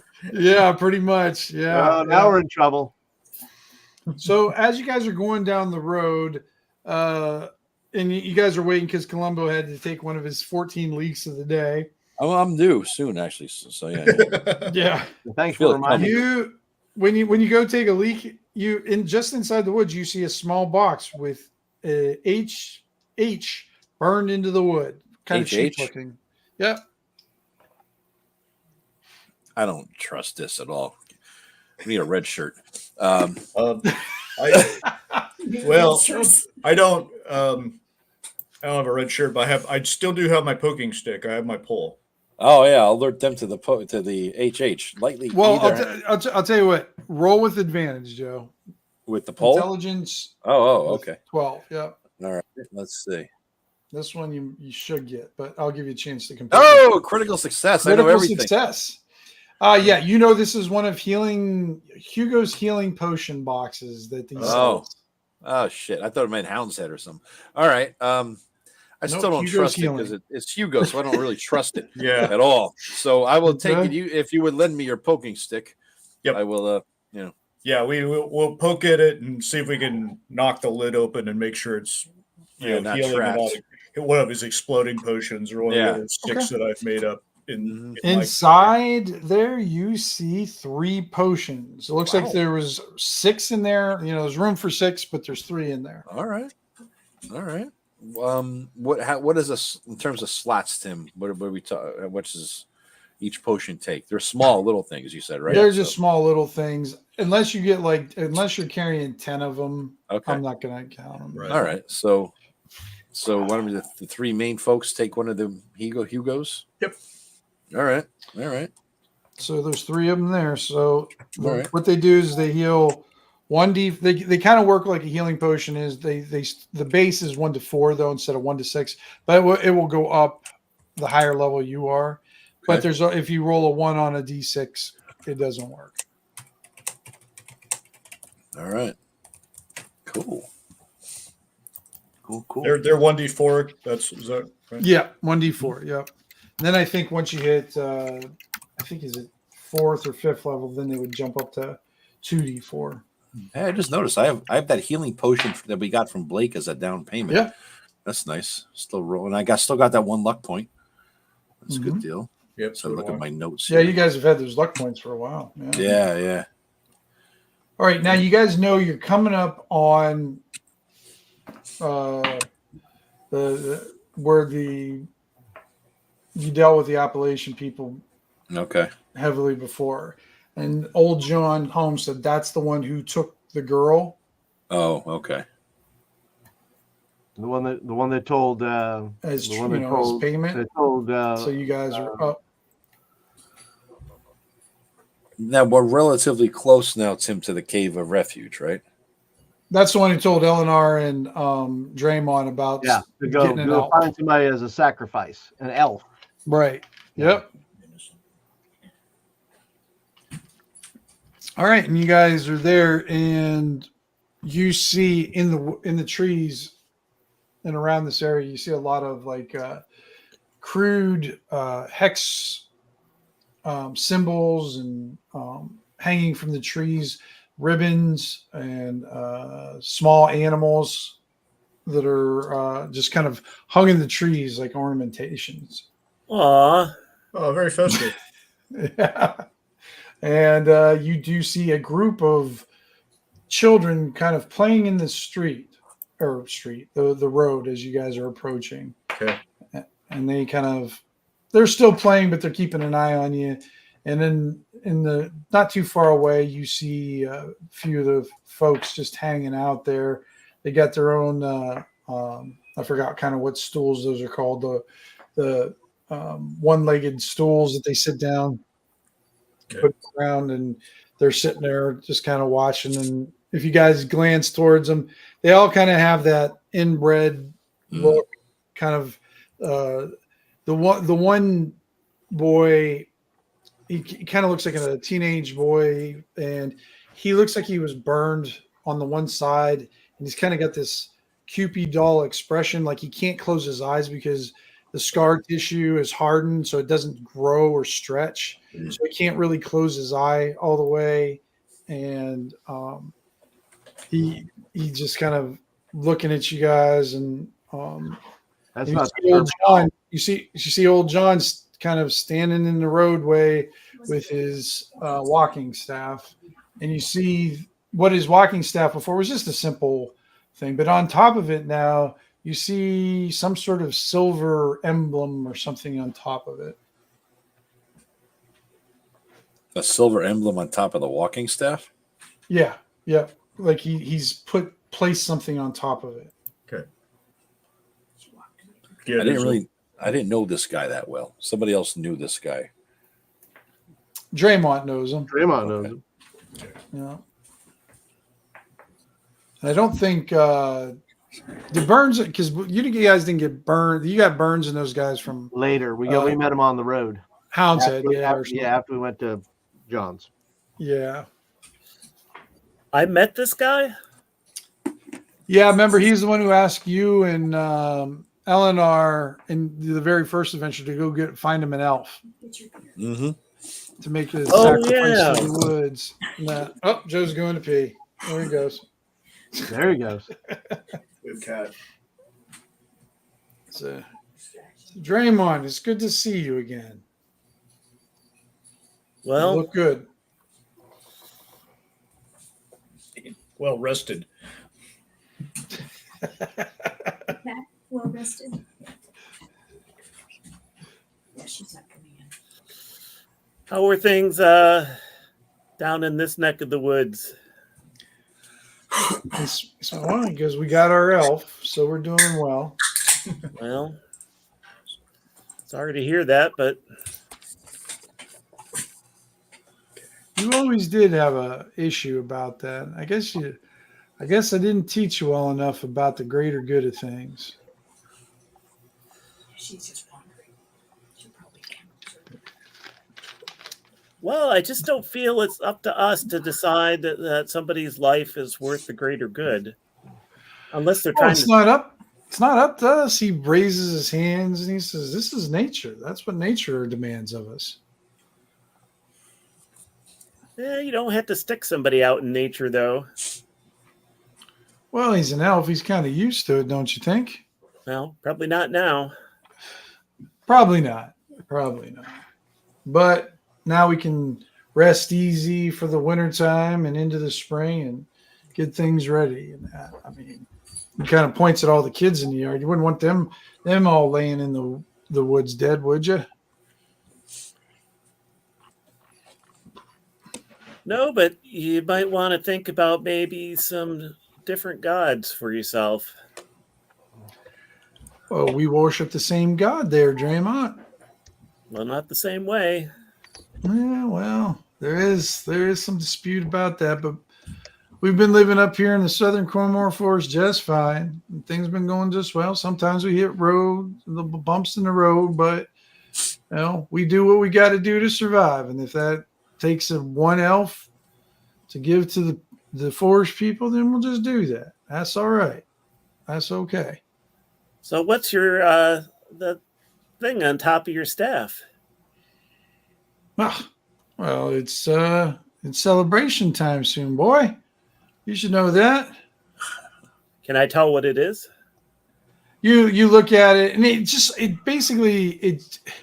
it looks like a very simple, crude silver cap on top of a. So it doesn't. It looks like it's supposed to be like a leaf or something like that, but it's so old. It just looks like a melted glob or something. And the thing he's basically talking about that you can tell is it's moving into the. I forgot what I got it here. Let me look that up real quick. He goes, it's moving into solstice. And the way they refer to solstice is SOUL. Oh, of course they do. Yeah. It's like, yeah, this is when we celebrate and when we get together and we feast and we talk about the things that we're going to do and talk about the things we've done. Remember the people that will be and remember the people that were. Well, you have a blessed solstice. Well, you're free to join us, you and your friends, if you'd like. When's the see you got- celebration? Yeah, what's that? When's the celebration? Just in a day or so. Do we need to bring gifts? You can bring one to the forest. You can make some. He points up at the trees. He says, "You can catch a rabbit and offer it to him. You can make some, color some ribbons and put it up there. We can help you out with that. It doesn't require much for admission." We'll see if this works. Reminds me of an old joke I heard back in a bar in Scorn, talking about somebody, a hag in the forest, having guests for dinner, and it turns out that she had the guests for dinner. Not that I'm thinking you're going to eat us or anything, but just a little. Know what I mean. We're not cannibals. No, you need to find funnier jokes than that if that's the joke, because we don't. Well, we I'm don't do not that good at hunting. Last time I tried to shoot a rabbit, I missed it by a hair. That's a better joke. He kind of looks at you, looks at Clembo and says, "Now that's funny." Mm-hmm. And he kind of chuckles at that. Gunry says, "Tell him how you are with horses." Well, I can knock them dead. It's like, yeah, you're free to join us. We got some ale. We got we got some fresh ale. And he looks at Draymond. It's good stuff. You remember it back in the day. You can join us. You can talk about. You can tell us about your adventures. You guys have highfalutin adventures. And if I don't mind making an observation too, it's like you complaining a little bit about our elves, but I'm looking. I don't see your elf in your company. What happened to your elf? Kind of made their own sacrifice. To who? Probably one of the gods of the dead, I would suspect. Well, maybe, and I hope she's well on her way to whatever. Oh, let me see. Yeah, Elinar. She's Tatiana. Yeah, that's right, Tatiana. Yeah. She's a little. Hopefully they're on speaking terms at this point. We're gonna have to let the other ladies know in the covenant what happened to Elinar. She was well liked around in these parts, but I get that. So, would you boys like to join us over at Spoke Top Hill, and we'll we're about to break out some of the fresh casks and start our drinking for the week. Columbo gives you a kind of like look as he goes a step away to kill a fucking bug that's been, I don't know, big ass weird bug in house. I'll be right back. I'm gonna get at least 5 XP for this kill. It's fucking huge and keeps dive bombing my fucking head. I don't know how I got in here. I'll be right back. I don't know, it's spider season here in the Northwest, so need more spiders. Yeah, I think we'll probably, keep moving on. How's Draymond feel about this? Yeah, I think we're kind of in a hurry. Yeah. This young one here, I point at Burns. He's in a hurry to get to Scorn, and so we're. Yeah, the boys seem to have found their purpose, and we want to make sure we get them to where they need to be so they can continue with their education and such. Paul, the other kids are trying to play with Burns and Gunray. How do they react to that? They got they have none of this that stick. foolishness. None of it. They don't respond at all. Nope. They just look at him like, all right. Just don't forget where you came from, Draymond. We'll be here. Once family, always family. Yep, you know it. nope. So do I see that the young girl that we gave to him as a wife or whatever the hell it was? Yeah. Yep. She's sitting over there with the other ones. Yeah. Does she look like completely miserable and like, a priest fiddled her or something? You know what I'm saying? Well, she does. She looks miserable. I don't know about the other part, but yeah, she's definitely does not look happy. She's 16. How old was this girl? 16. The boys, by the way, Tim, are interested in that young man whose face is burned. Okay. Well, he's just sitting over on the side. They seem to be kind of dialed in on him. They kind of ignore the people playing around, but they're seeing this, injury, this thing, and maybe they kind of wander over there and maybe give him a question about how did that happen. He kind of looks at him. What's you looking at? Burns says, one ugly kid. Oh. And he kind of he grins, and he's got like summer teeth. Some are here, some are there, and Summer teeth, summer here. And he kind of grins at that, and he's like, "Yep, that's what my dad said. Put my face right into the fire." Really? Where's your dad? Yeah. Oh, I killed him. Good. And he looks at Burns, and he goes, and they kind of nod in unison.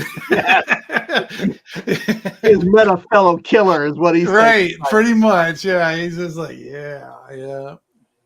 But he kind of points at Burns and goes, "But don't let anybody stick your face in the fire." So it seems like words of wisdom. Something to live by. Oh, that's right. That's right. That's right. Yep.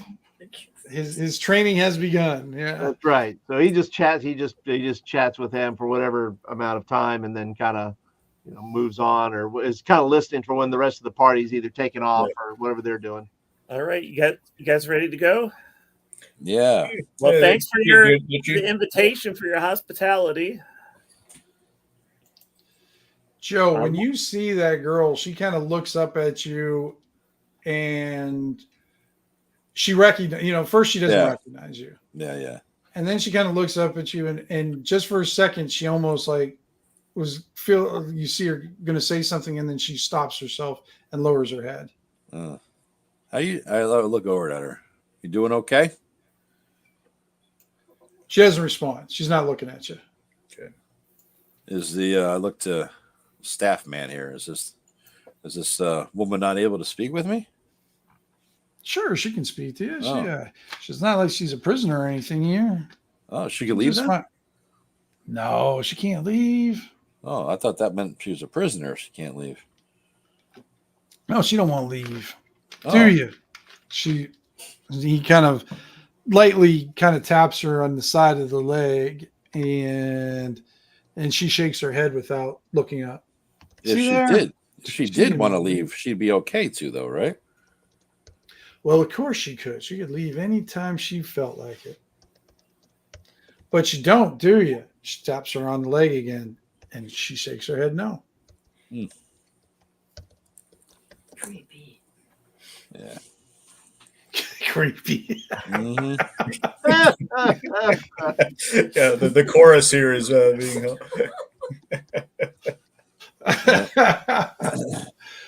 So that's what you're getting that weird vibe on that. It's like, Hey, I'll tell you what. He taps her on the leg. Why don't you go get them some flasks? Break open one of those one of those casks up there. Get these boys some fresh ale. You guys won't refuse a gift from me, would you? Some fresh ale. Nah, we just had some. I'm full.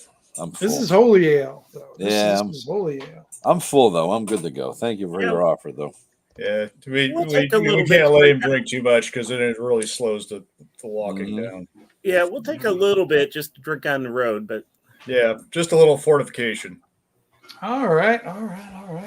Okay, just bring down one flask. Make sure you don't get cheap on it. Fill the whole thing up. And then she run, you see her kind of head towards the hill up there, and it takes a little while. And he's like, so, you see anything good up in Hounds Head? See anybody we know maybe up there? He's looking at you, Draymond. nobody unusual. Oh. We spent most of our time up north at Hounds Head, so we don't really know what's going on there. Let me roll. Okay. All right, you see the guy when he's talking to you like that, he kind of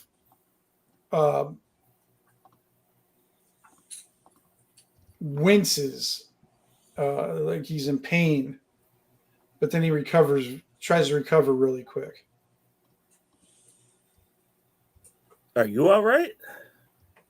Oh, just old bones, boy. Just old bones. I'm fine. Just I heard there were some visitors from our other family up there in Hounds Head. I'm just wondering what they was up to, because we got to watch ourselves, make sure they ain't coming down after us and that, because if they're calling, I'm gonna answer, because we can't have none of that. Do I know what he's talking about? Yeah, I wonder, did I miss something, Tim? Do we know this, or is this something we should know? No, he's talking to Draymond. Oh, yeah, okay. You remember? Yeah, because you weren't here for that. Remember that one family that they were kind of having a bit of a rivalry with? I know it's been a long time, Ken. They were trying to take over the hillside and Spoke Top, and they were I can't remember the names of it offhand, but it was a rival family there. But you didn't see anybody up there. You didn't see any of this group up here. No, I didn't see anybody from that family. So, I mean, they could have been out in the woods doing something, or maybe gone off to Low Hill. Yeah, probably in the damn forest, jiggering with demons or something nonsense like that. Sounds the girl comes. Folk. It sounds like what? Wholesome folk. Yeah. He kind of looks at you though. He goes, "You got the scent of it on you, boy." Yeah, I just haven't showered in a few days or bathed in a few days. That's all. Nah, ain't got nothing to do with that. Yeah. You got it. Too. You got it on you. Don't try to tell me you got it on, because I know it when I smell one. I ran out of toilet. He kind of looks at Draymond. He's like, "You don't like what you do to the elves, yet you're hanging around with this demon boy here." I don't know what he's talking about, Draymond. Of course you don't. You should have some conversations with some of the folks you travel, Draymond. I think your people, the people you travel with, they ain't got no morals. Nothing like we could do up here. Well, you know what I say. You get you and 30 of your friends here. You know what you get? 31 of us? A full set of teeth. Ooh. Now, see, that's funny. He laughs. He said, "Now that's funny." And he looks at Columbo. That's funny. Don't go to those bars you go to, because they don't know funny. And then you see the girl comes down, and she's got a pretty good size flask that's filled with ale. She hands it to you, Draymond. He hands it. "Here you go, boy. Make sure you don't forget where you came from. Drink that tomorrow night." All right. Well, we best get going. Yeah. All right. He says, "Well, you boys be safe in your travels. All right. Happy Don't solstice. let the forest get you."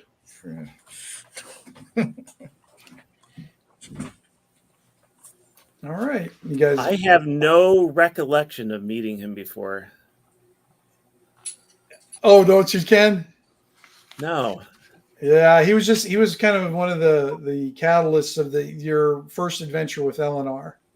He was one of the ones he was the one who asked you to get the elf for the forest. Oh yeah, that's right. I don't remember any of the other details though. Yeah, I know the context of it though. It's like real life. You just sort of forget somebody. Right? Like, oh, yeah. Hey, buddy. Yeah, exactly. Yeah. I thought it was somebody on my caseload at work. Well, it's we're probably not too far off. Where do you think I get some of these people from? That's the scary thing. You know, that's the scary shit here is that you met half of these motherfuckers at some point or another. They still exist in the you'd world. be surprised which ones I've met in this place. Yes, yeah.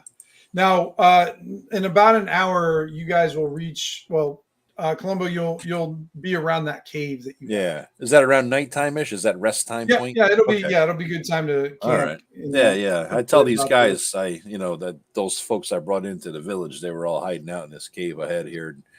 Cut off the trail and show them where it is. And I'm gonna look to him to make sure it's in the same state of camouflage as it was, and that no. Give me a D6 roll. D6, okay. Please and thank you. All right.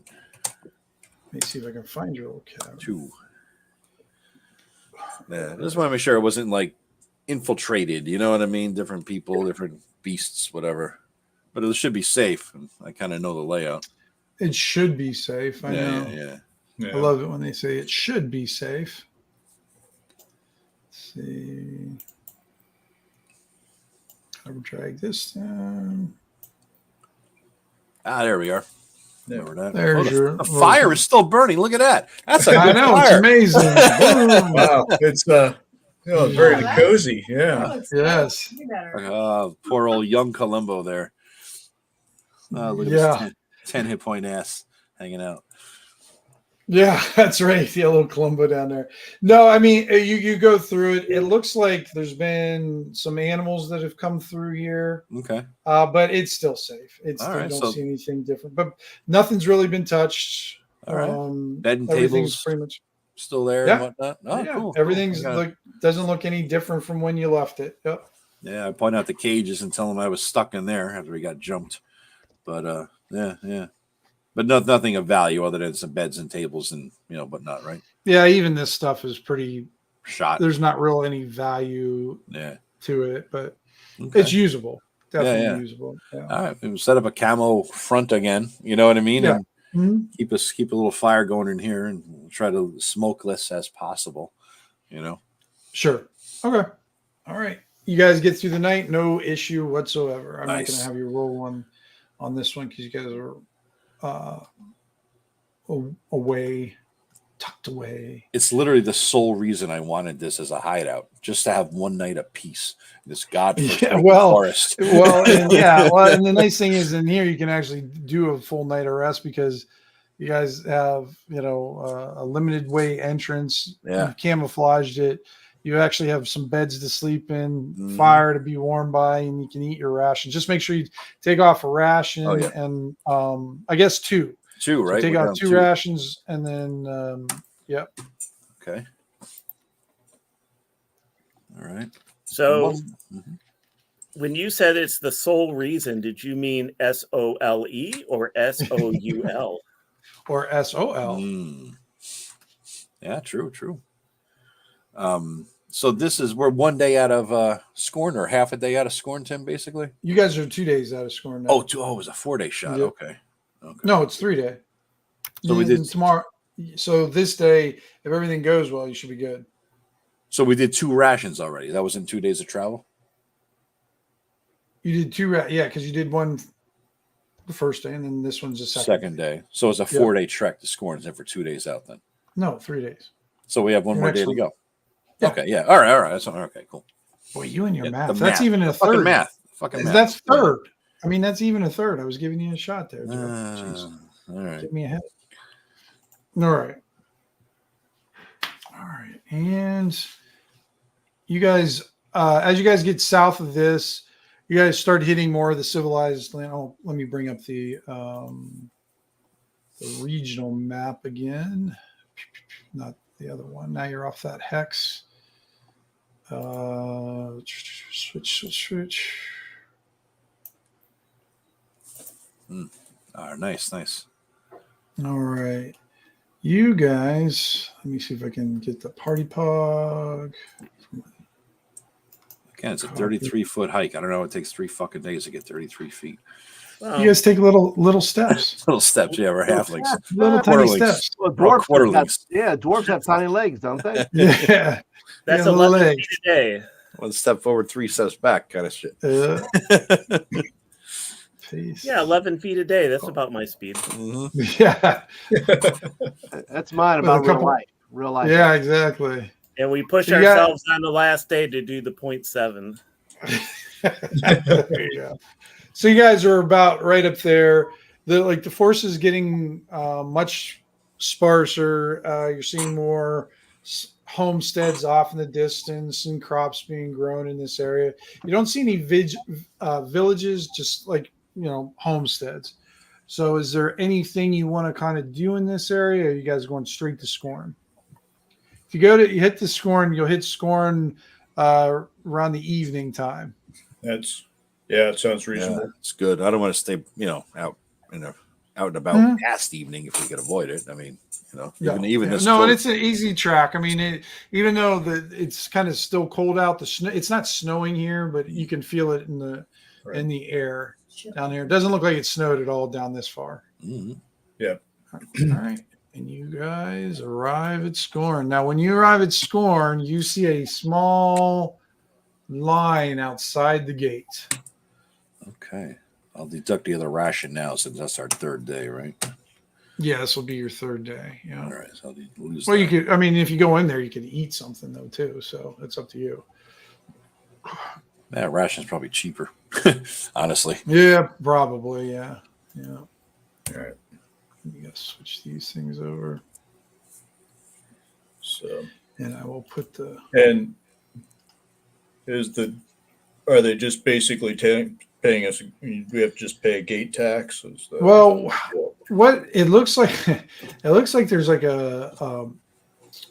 What you're guessing is a small merchant wagon, and it's not even a covered wagon. It's like a couple open wagons, and the guards are just rifling through all the goods, and you get the families standing to the side, and they're kind of huddled together, and they kind of look worried, but they're just trying to keep quiet. And after a while, they stop, and their shit's kind of on the ground too, and they start picking up, and then they let them pass through after they have paid their toll.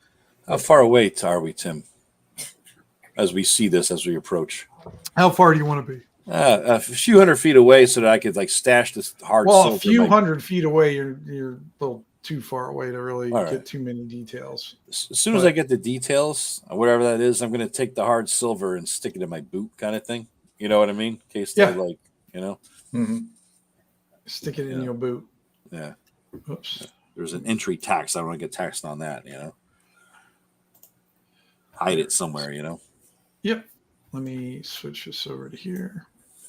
You should give it to Burns or Gunnery. That way they probably won't check kids. I don't trust that, dude. Scroll it up just a tad, Joe. There You you guys go. are coming to the north. Okay. Gate up there. Yeah, we got the party pog up there. All right. Get my Scorn map out. Well, I have my animal to sacrifice. What's that? I said I have my little animal to sacrifice. Uh-oh. Sacrifice it to Cuddles. Oh. I couldn't find that bug. Otherwise, there it is, motherfucker. It's sitting on my curtain. I'll be right back. Joe's so gonna lose that battle. I got no faith in him winning. Yeah. I'm waiting to hear like a crash in the Yes, back. exactly. One of his bookshelves Joe's going over or swearing something. again. Exactly. He's tearing the place up with a baseball bat right now. Yeah. Tearing the place apart. Breaking a window. Yeah. Yeah. Right. Oh, too funny. And yet you see that like the next people in line, you see that they're Serath, like they're riding horses. They have the insignia. They've got a, what do you want to call it? A fortified wagon behind them. They don't even stop them. They just let them go right through. And then eventually, after a couple more folks, they get up to you guys, and you see a young guard. Looks like a city guard. Okay. So all these guys down here are city guards, and you see a mage there though too, with the Guild of Arcane Lore. And the young kid comes up to Blaga. Of course. Good evening, Goblin. What brings you to Scorn?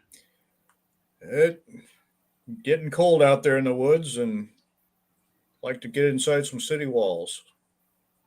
Well, there are some rules in Scorn, and you see him kind of look up like he's trying to remember some lines. You have to behave in Scorn, or you will be arrested. And I he can kind do of looks that. at it. All right. And he goes, and you have to pay the gate tax, or you will be arrested. And what would the gate tax be? And he kind of turns around to, what's the gate tax? What's the gate tax? And the other guy kind of shakes his head. He goes, no horse, no, just you. Just a silver piece to entry. All right. They'll make a show of digging around, and similar to Joe. The only thing they're going to see is like the few silver that we got for trading out the map. So yeah, And it'll be like kind of. Yeah, how many weapons do you have on you? I've got like a dagger. A dagger. So he hands you a binding thread or a binding cloth. So make sure you bind your weapons, because if we find you in there without bound weapons we've got the solstice coming up here today, the festival and everything like that. So bind your weapons and that, because if you're caught without them, you're carrying around an unbound weapon, then you'll get fined and possibly thrown out of the city. Is that even daggers? It's everything. Everything, even little daggers. Yep. Well, I have a warhammer, a mace. Well, you guys have fighting daggers. You don't have like apple knives. Those are different. Okay. those are different things. I have 3 weapons. I got one. Yeah. So each of you come through. He wants a silver from each of you, and then he hands you out the bindings. Like they're just basically leather things. You just have to get them tied up. Yeah. Okay. Even like crossbows, or just or just the melee weapons on your side. Unstring the crossbows. Yeah, I mean you're gonna have that. Yeah. Won't be walking around. Unstring the crossbow and bows, and find the melee weapons. And if they're two-handed weapons and you can't bind them, then make sure you stow them away from in home and everything like that. Any of you spellcasters? It was a big bee, by the way. I killed his ass dead. I don't know how he got No, but he's dead. big B. Yeah. Big B, and you were its crushing hand. Yeah. Yeah. I got him too. So, any of you magic or spellcasters in here? I've dabbled. Okay, go see the Guild of Arcane Lore. They take care of all the spellcasters. Again, non-compliance with this. And he goes, do I have to? What about priests? Priests, he kind of looks and he goes, oh. He's like, who's the god you follow? Gods of the forest. Oh, you're one of those. Okay. You're not going to be summoning animals in the middle of the street or anything like that, are you? No. Okay. All right, but God of the forest. you guys can go through Blaga. You go see the mage, and we'll get you guys set up. Right. They're having the festival days, guys. They're going to have vendors in the streets. Where there are going to be lots of thieves out today, so just make sure you stow your take precautions to hide your money. And because if they get your gold and they run away from you, your chances of retrieving it are little to none. And we ain't got time to care about that shit. All right. Gunnery walks up to him and says, "What's your name?" You want my name? All right, little man. I got my list of names here. Your name and badge number, officer. Yeah. He's pulling Karen. Well, Gunnery and Burns are thinking to themselves, "This guy is a racist and a bigot. This guy is like, going after poor Blogga as if like he's here to start trouble because he's a goblin." They're like, "What is that about?" And then you're like making fun of Draymond's god, like, "Oh, you're one of those." Oh, they're gonna take note of him. You're on the list. They're marking He's got a list. He's got a list. Once they're here, He's like Sheldon Cooper. He's got his list. He's got his list. That's right. So he's like, "Well, my name's Sergeant Baldwin, little man. What about you? What's your name?" "My name's Gunnery." Gunnery. All right, Gunnery. You look like an angry little boy. You gonna make a mess of my streets in there, Gunnery? "Not today." All right, we'll take it one day at a time. All right. So he kind of pats Gunnery on the shoulder. He goes, "You have some fun in there, but not too much fun. I'll keep an eye on you." "You do that." Columbo says as we walk by, "What's the drinking age here in Scorn?" Looking at Gunnery, thinking, "My God, I don't want him drunk." On the loose. Not as Burns, you don't want drunk. Gunnery, Burns is the psycho. Burns is a psychopath. I don't want either of them drunk, quite honestly. First time in a big I was going to city, say, money in their pocket. Gunnery's the quiet one. He's the one, those. Oh, he was such a nice neighbor. He was so quiet. I could just see he'll get drunk and try to stick somebody's face in a fire. If he sees somebody like beating another kid or something, it's all over now. It's on. Yeah, it's on at that point. He better see none of that nonsense. I still have this beer, this ale. That's right. You do have the ale. Yeah. I would not drink that shit, dude. Well, he used to drink it all the time. All right, Vance. You see he kind of looked like another youngish kid. He looks freaking. I'll go and annoyed that he has to do this. Yeah, I'll go stare him down. Okay. Kind of looks up at you. Yeah. What's the fee? What's your rules? Am I going to get arrested? Oh, we don't arrest people. No. Oh, but are you part of the guild? I am not, but what's the guild offering? Do I need to be part of the guild, or does the guild give me any resources? It does. Yeah, he says it does. They got rules, stupid rules. Everybody's got rules. Stupid rules. He goes, but no, the reason we have a lot of unregistered mages that come through town. Yeah. If you're part of the Arcane Lore Guild, you're kind of protected because if they attack one of us, they take on the guild kind of thing. Right. But if you're just a lone mage out there and some of our graduates come out and they get a little drunk and they see someone maybe that's possibly not associated with the guild, our guild, they may try to take you down. And we don't have. Then it is no longer a mage problem. That becomes a city guard problem. And if you want them to help you solve mage problems, you're going to be in trouble. So I'm not here to force anything. I'm just here to give you the information. And if you do, where's your guild hall? And I'll go talk to them and see if they're. He goes, you walk straight, look for the big star tower, and you're there. All right. Look, there's the star tower. Yep. Hey, look, there's a star tower on the map. Hey, magic. Magic, yes. He's like, yeah. So I'll probably do that on his. Is that what this is? Yep. Yep. And he goes, please. He goes, if you would do it, it would be so great. It would be so great. I only have to get 3 more, and then I can go. Okay. All right. Just tell him. He goes, tell him Nigel sent you. Nigel. Of course, his name's Nigel. Yeah. Yeah. Tell him I turned it up to 11. Yeah. Okay. Yeah, I'll give you like a 4-5-star review, whatever, you know. Okay. I appreciate it. Yeah, exactly. All right. All right. You guys are all paid up. Just knock off a silver for everybody.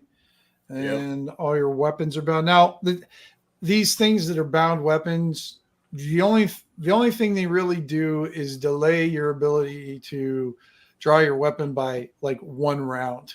Okay. Like you guys could break them or untie them. However you guys want to do it, it's up to you. But it does. It just does the delay if you want to attack somebody by 1 round. So that if you wanted to prep it, like if Burns saw a kid getting beat in the street, he can like take a round before he stabs somebody in the butt by untying his dagger and stuff like that, and go kind of all Chucky doll on his ass. Okay. So Chucky Child's Play was on TV today too. So did you get any inspiration? 1 and 2. Oh, 1 and 2. I'm inspired. Yeah. All right.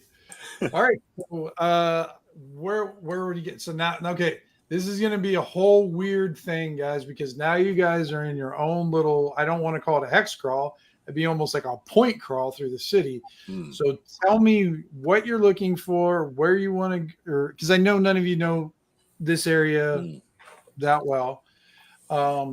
Let me know what you're looking for, and then I can tell you where to go, or if you're looking to talk to somebody or something like that. Because this part's going to be, city crawls are their own, beast kind of thing. So yeah, I think we're probably looking for a place to stay. At least yeah, that's probably the first thing that we'll do is go and see if there's, a flop house or. She mentioned a decent setup tenement, right, Tim? Something that wasn't you walk in the room, you're going to get, knifed by the neighbors, right? I think I forget. Well, I shouldn't guarantee you that. No. Well, I mean, she recommended a better part of town other than the shithole part of town, right? Right. Yeah. Well, no, she said the better part would be to go to the. Let me see if I have that one page now. Next week I'll add this other page that I have of all the different. Lucky to find a place with this festival going on. The Harrowing District, guys, is in this. Let's see, this area here, kind of like down along here. We're not seeing anything, Tim. Are you on the wrong layer, different layer than us? It's probably not done yet because I haven't finished. When I let it off, it should. Oh, there you go. Okay. Yeah. Okay. So that's and you're redlining us already.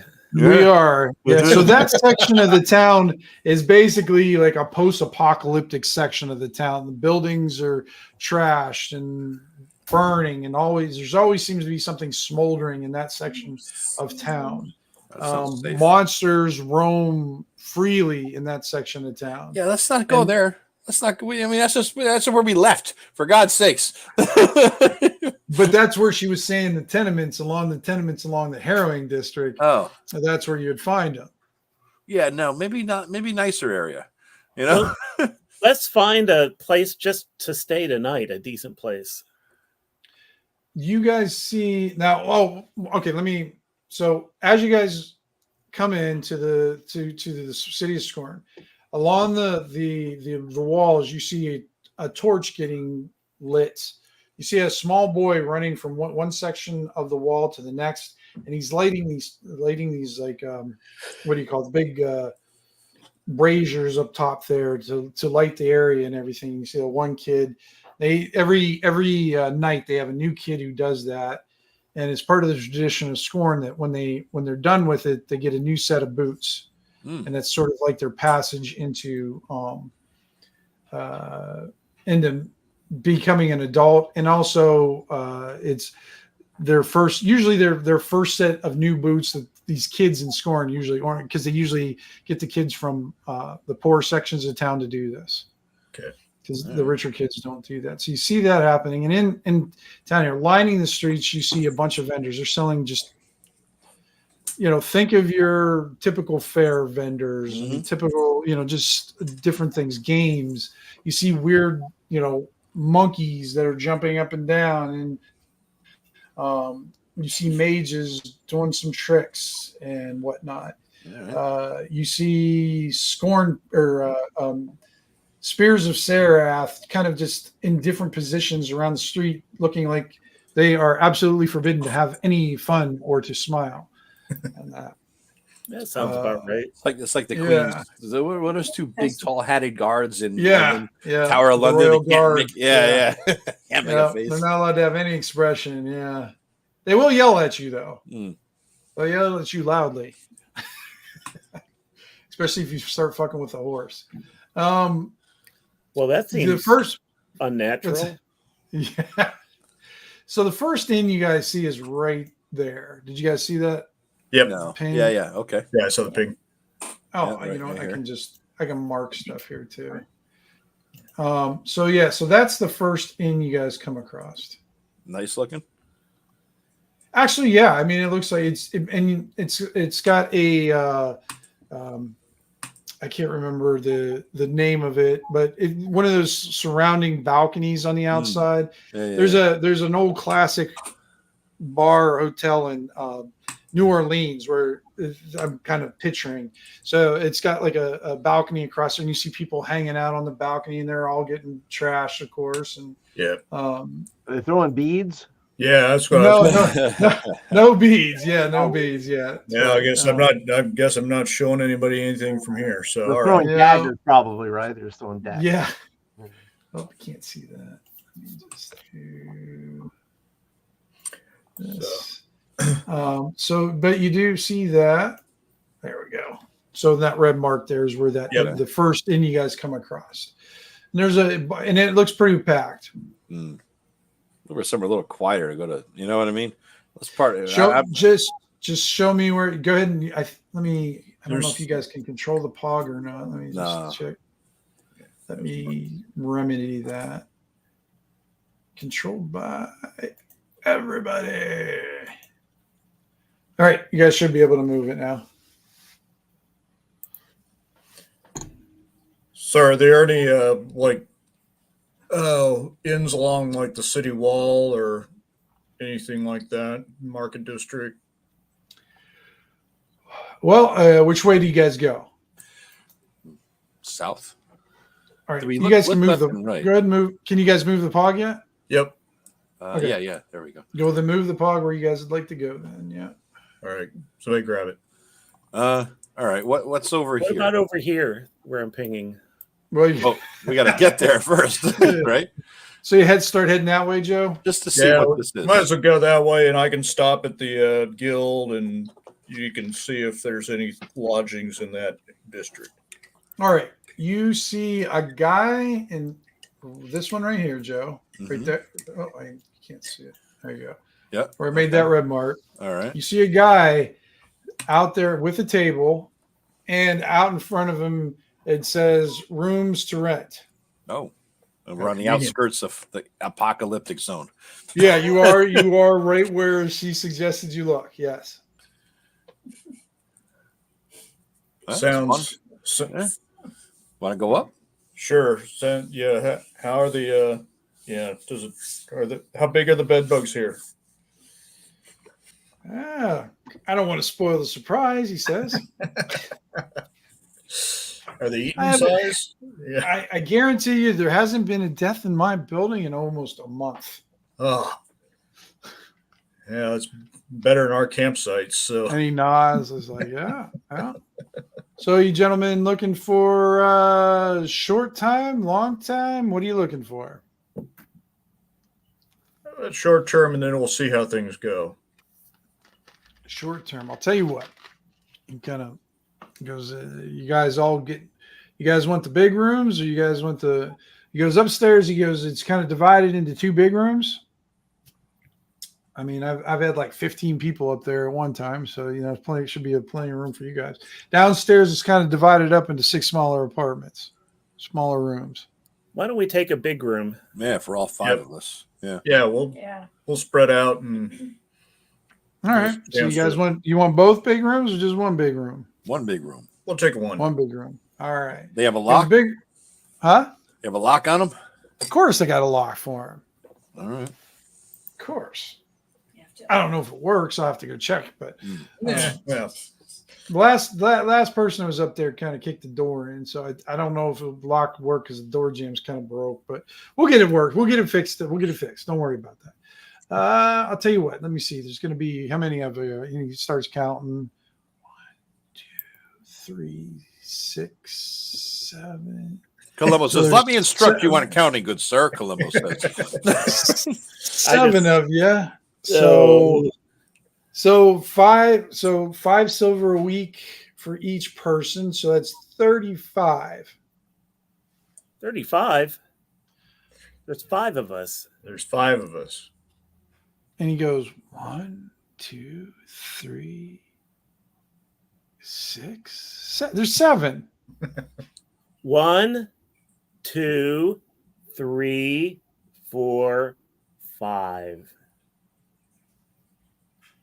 Oh, wow. You're one of those. You're a smart guy, huh? All right. Trying to rip me off now? I'm trying to do you guys a does solid. this mean we Now you're can't trying to count cheat on me. you? What's that? Does this mean we can't count on you? He's like, all right, 30. I'll do it for 30.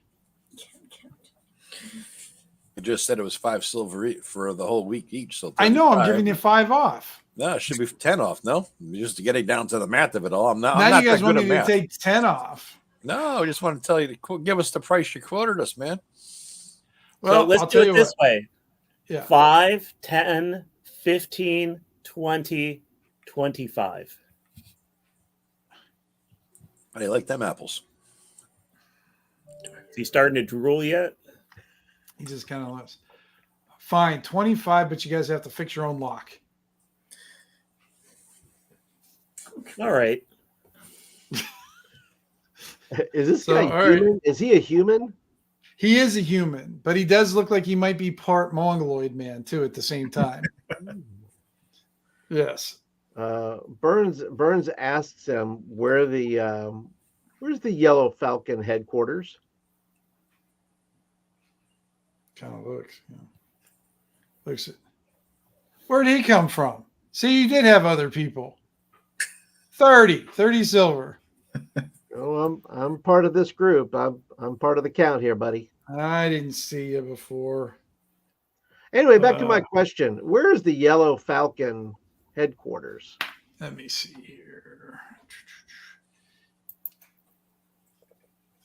The Yellow Falcon. I think if you go down this road past Pausanias's temple and you take a left at the arena and you go down south, you pass the burnt down tenement building, and then you go down 2 more alleyways, and then it'll be a building on your and he holds up his right hand on your left side. Okay. Can't miss it. Yeah. Yeah. Burns and Gunnery just look at each other. They shrug. Yeah. Don't worry, boys. We'll help you find it. So We'll ask. He's we'll holding ask. out. He's holding out his palm, and he's kind of like, so. All right. We're giving him his 25 silver as agreed. Yeah, and where did you say we could buy a lock at this time of night? You probably have to buy one from a store. Any stores around with locks? There's a locksmith right across the road. Oh, all right. That's Take a look at convenient. that. Yeah, that's He's nice. probably drunk and at the festival, but there's one right across the road. Oh, it's He'll break in and steal a lock. We'll fine. Yeah. That's the first He time laughs I've at that. Yeah. Well, I'll see if I can fix it. I'm a dwarf. Yeah. Oh yeah. We need a key though. I mean, And Burns and Gunnery volunteer to take watches. Okay. Okay. All right, you guys go upstairs. The place smells like bad body odor, shit and vomit and piss, just all a nice bouquet aroma greets your nostrils.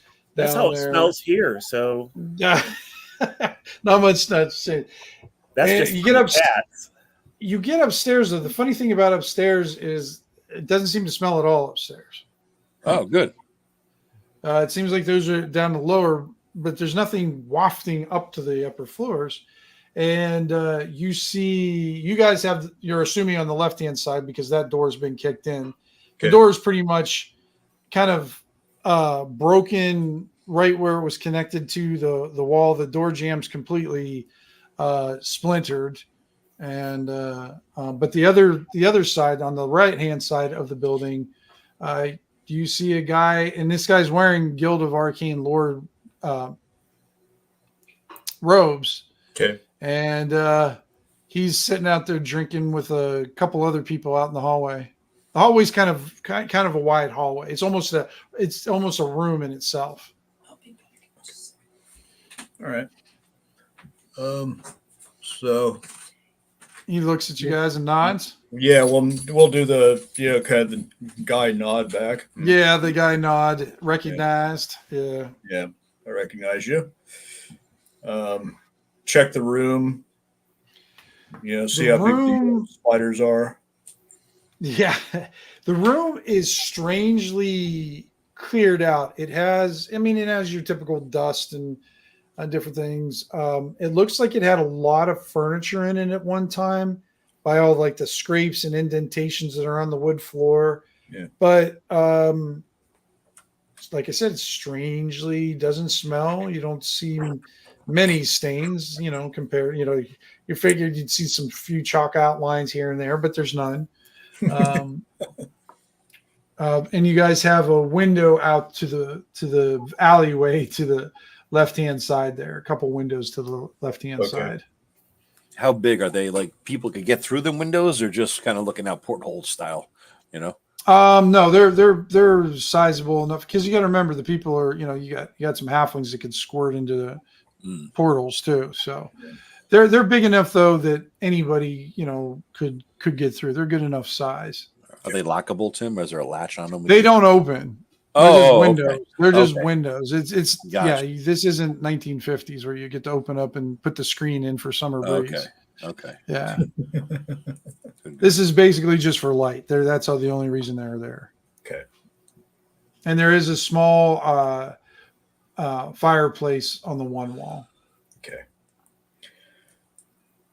No place like this place, so this must be the place. Yeah. Let's what do we? But it's a good sized room. It's a 20 by 30 room. Okay. Why don't you guys set up here? I'll go over and try to buy a lock and see if it's open. Why leave everyone behind, or go? I'll have everyone go. Sure. All right. Yeah, I have some iron spikes. Am I able to sort of piece the door jam back together? Yeah, you'll need some wood to do that, but you could actually iron spike your door shut if you wanted to. There's enough wood to do that. Yeah, that sounds good.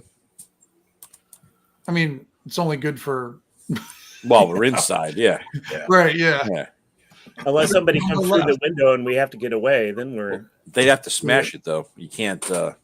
You know what I mean? They have to smash the window, so we'll hear that. Yeah. And this isn't the glazer on this stuff is not like a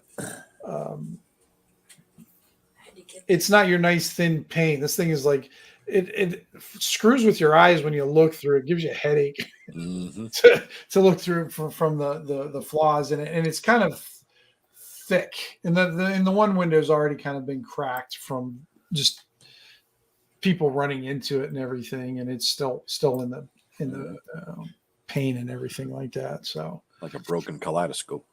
Pretty much, yeah. But it sounds like there's a lot of people kind of partying up and down the streets here too. So yeah, I'll hit the locksmith before it gets later. If there's a chance, I'll see him tonight. All right. You find the locksmith after you find the sign outside with the lock on it and everything. You see that it looks like a 2-story building. It looks like whoever is in the shop probably lives upstairs also. Okay. And you It used see to be a lights on. story building. What's that? I said it used to be a 3-story building, but that's another story. That's another story. God. I have to make Ken a god of puns or something like that. Because he'd be the perfect priest. The punster. For the punster. Oh, he's the chubby punster. Right? Or I don't know. Or he could be the chubby pontiff. Pontiff. Uh-huh. Pontiff. Oh, yeah, that is good. I like that. So you do see lights on upstairs, but not downstairs, Joe. All right. I'll knock on the front door a little loud, in case they hear. Nobody answers on the downs, because it's on street level. You do see stairs on the outside, though, that go up to the second level. Oh. Well, I'm not a city person. I don't know Yeah, the much stairs about are not matters. inside. They're outside. I'll walk up the stairs and knock on the outside door. Okay. And It's not. I mean, it's what, 6 lady, o'clock? It's dinner time, Tim-ish. It's something not like obscenely that, late, yeah. right? Okay. It's No, not no. midnight or. Okay. No. And you hear before you knock on there, you hear a guy talking and a lady talking. All right. And you knock on the door, and you see this kind of shortish, baldish, kind of, but he's kind of thin. Answers the door. He's like, "Can I help you?" Good evening, good sir. Sorry to disturb you. It might be dinner. I didn't know the protocol from out of town. Don't know if I should knock or just wait until the morning, but I was looking for a good lock if you had it. Oh, good luck. Oh, he kind of looks For a door. kind of tips back a little bit. Goes, Helena, I got a customer. I got to go down to the shop for a little bit. She goes, I'll cut you a pie, but if you don't hurry up, I'm going to eat both. Pie. You kind of Kojak says pie. pie.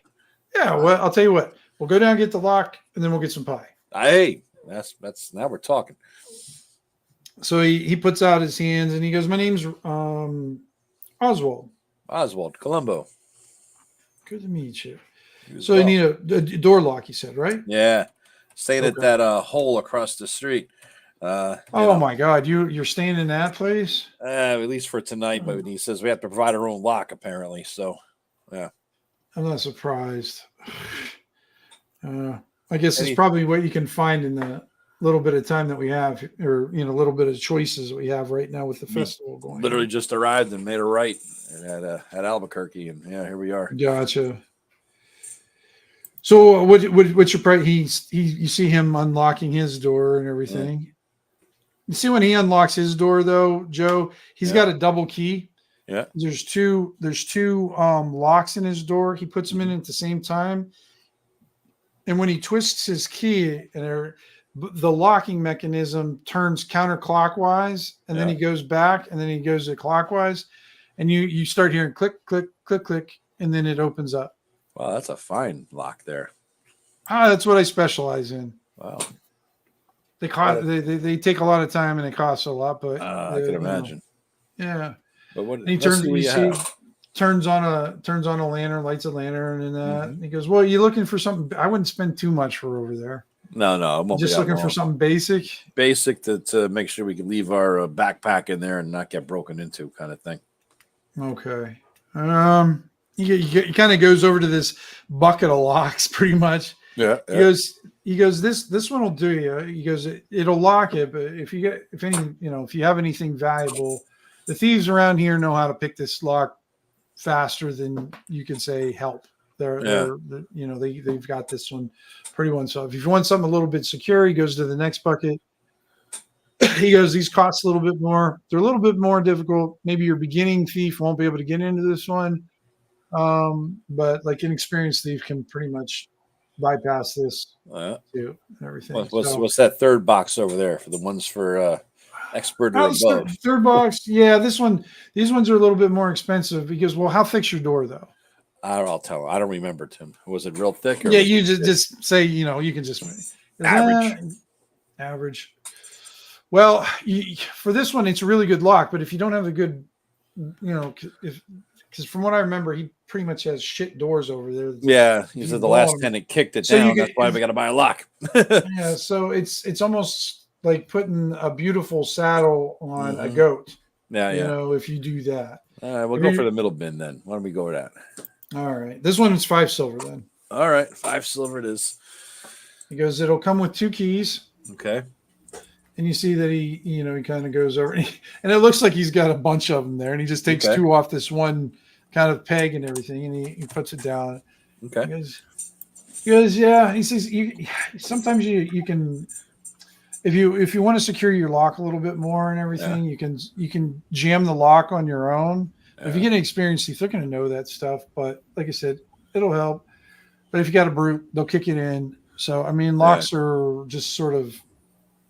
These kind of locks are just for looks, basically. They'll deter the other neighbors, though, at least. Right. Make it harder. A little bit, yeah. And of course, if you have a mage, they can just go, wiggle their fingers and it just pops right open too. Yep. But I do have a couple locks that sometimes make it a little bit more difficult. I found a few things that. That's good to know. Mages too. Very good to know. Very good to know. All right, I'll take this one, 5 silver, and head on back. Oh, get the pie first. Yeah, he goes, come on up and join us and that. And when you're in there, Joe, you see like he's got all this kind of like small detailed stuff. The whole place smells like metal filings. Yeah.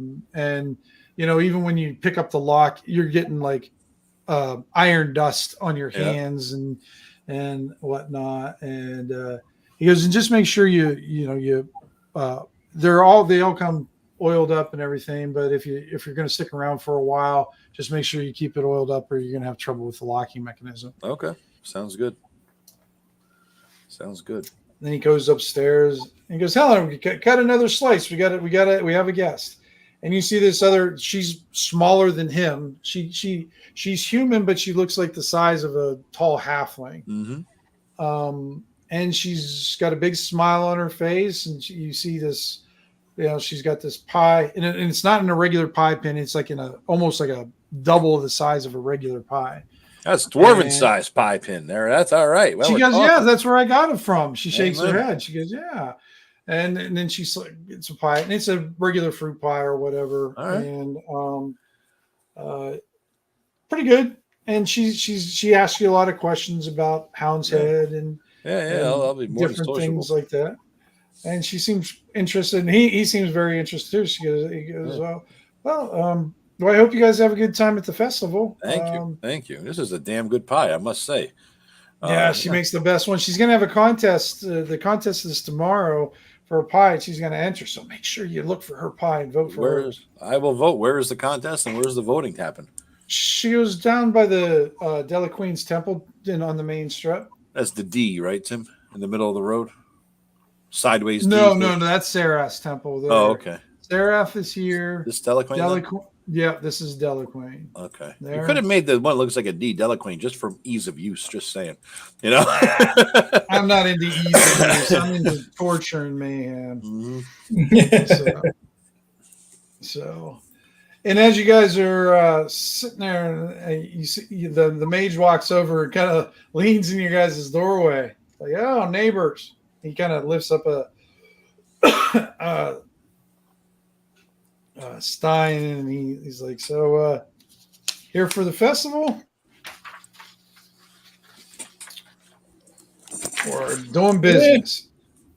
Yeah, a little both. Check out the hospitality of the city, and you're a member of the guild there?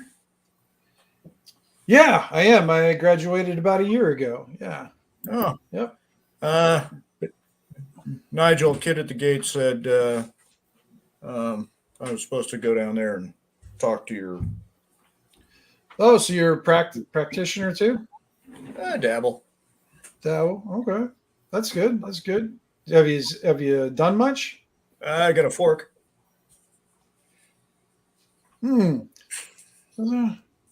I know another goblin's got a spoon. Oh. I don't get it, but you find focus where the focus is. You got it. How about he goes and you see him kind of pull up a a flask on the side. He's like, "How about we focus on some ale? You want some?" That sounds good. Always.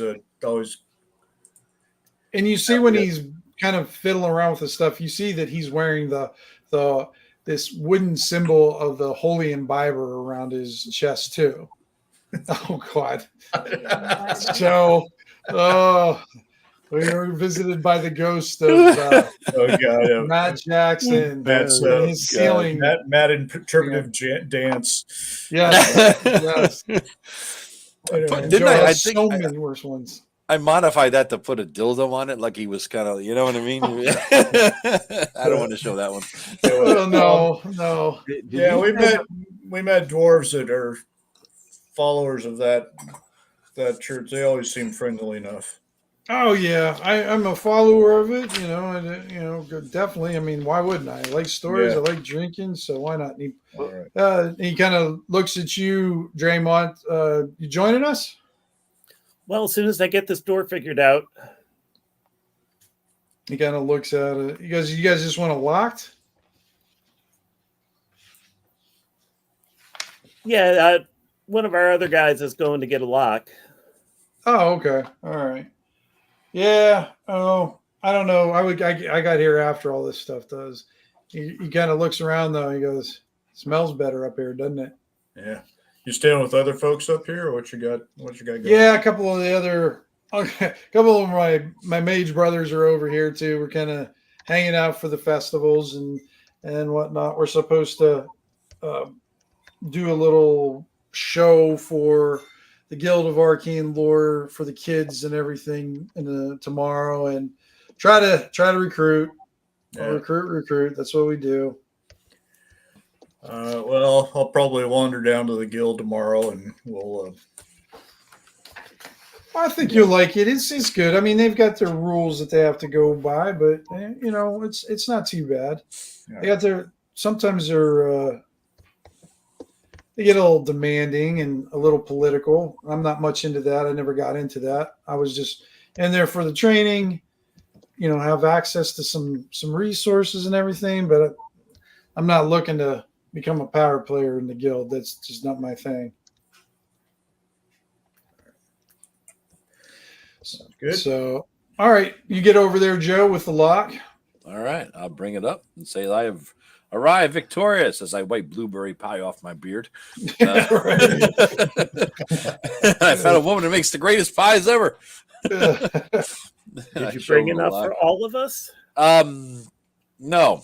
Sorry. No, I did not. You see a mage, your mage neighbor is like standing in the doorway, and he's got little tins or little tin cups he's handing around for folks or the party, and giving booze to even his gunnery, and Burns taking part in it. Yes, they are, but they're not doing it very blatantly. They're more like they don't know whether it's okay, whether like anybody's gonna like correct them or my bad, I'm sorry, or try to stop them. So it looks like they're sneaking it. Right. Well, he hands them the stuff and pours. I'm talking about the guys. I'm talking about the guy people we're with. Like if they're gonna. Oh, I see. I got you. They're not sure if they're gonna let them do whatever. So they're like, sure, and then they kind of wander off very quickly. Come on, you've earned it.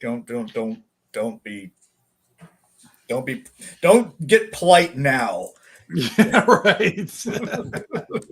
Well, they both smile. If Blanca says that, then they kind of smile at each other and they give each other little cheers. They like take their mugs or their glasses, take their little tin mugs and click them together. There, That's right. They feel like big boys now. Yeah. Well, Joe, I'm a little afraid. No small beer for you guys. Yeah, I'm afraid you're going to steal my identity at some point. I'll try. I'll get there. All you guys are going down. When you have now you got robbed. So, where are you boys from? You guys coming from Hounds Head. Hounds Head up there? Yeah. Okay. Yeah, we've had a couple other people come through Hounds Head. I've heard down at the thing. How's it up there? I've never been up there.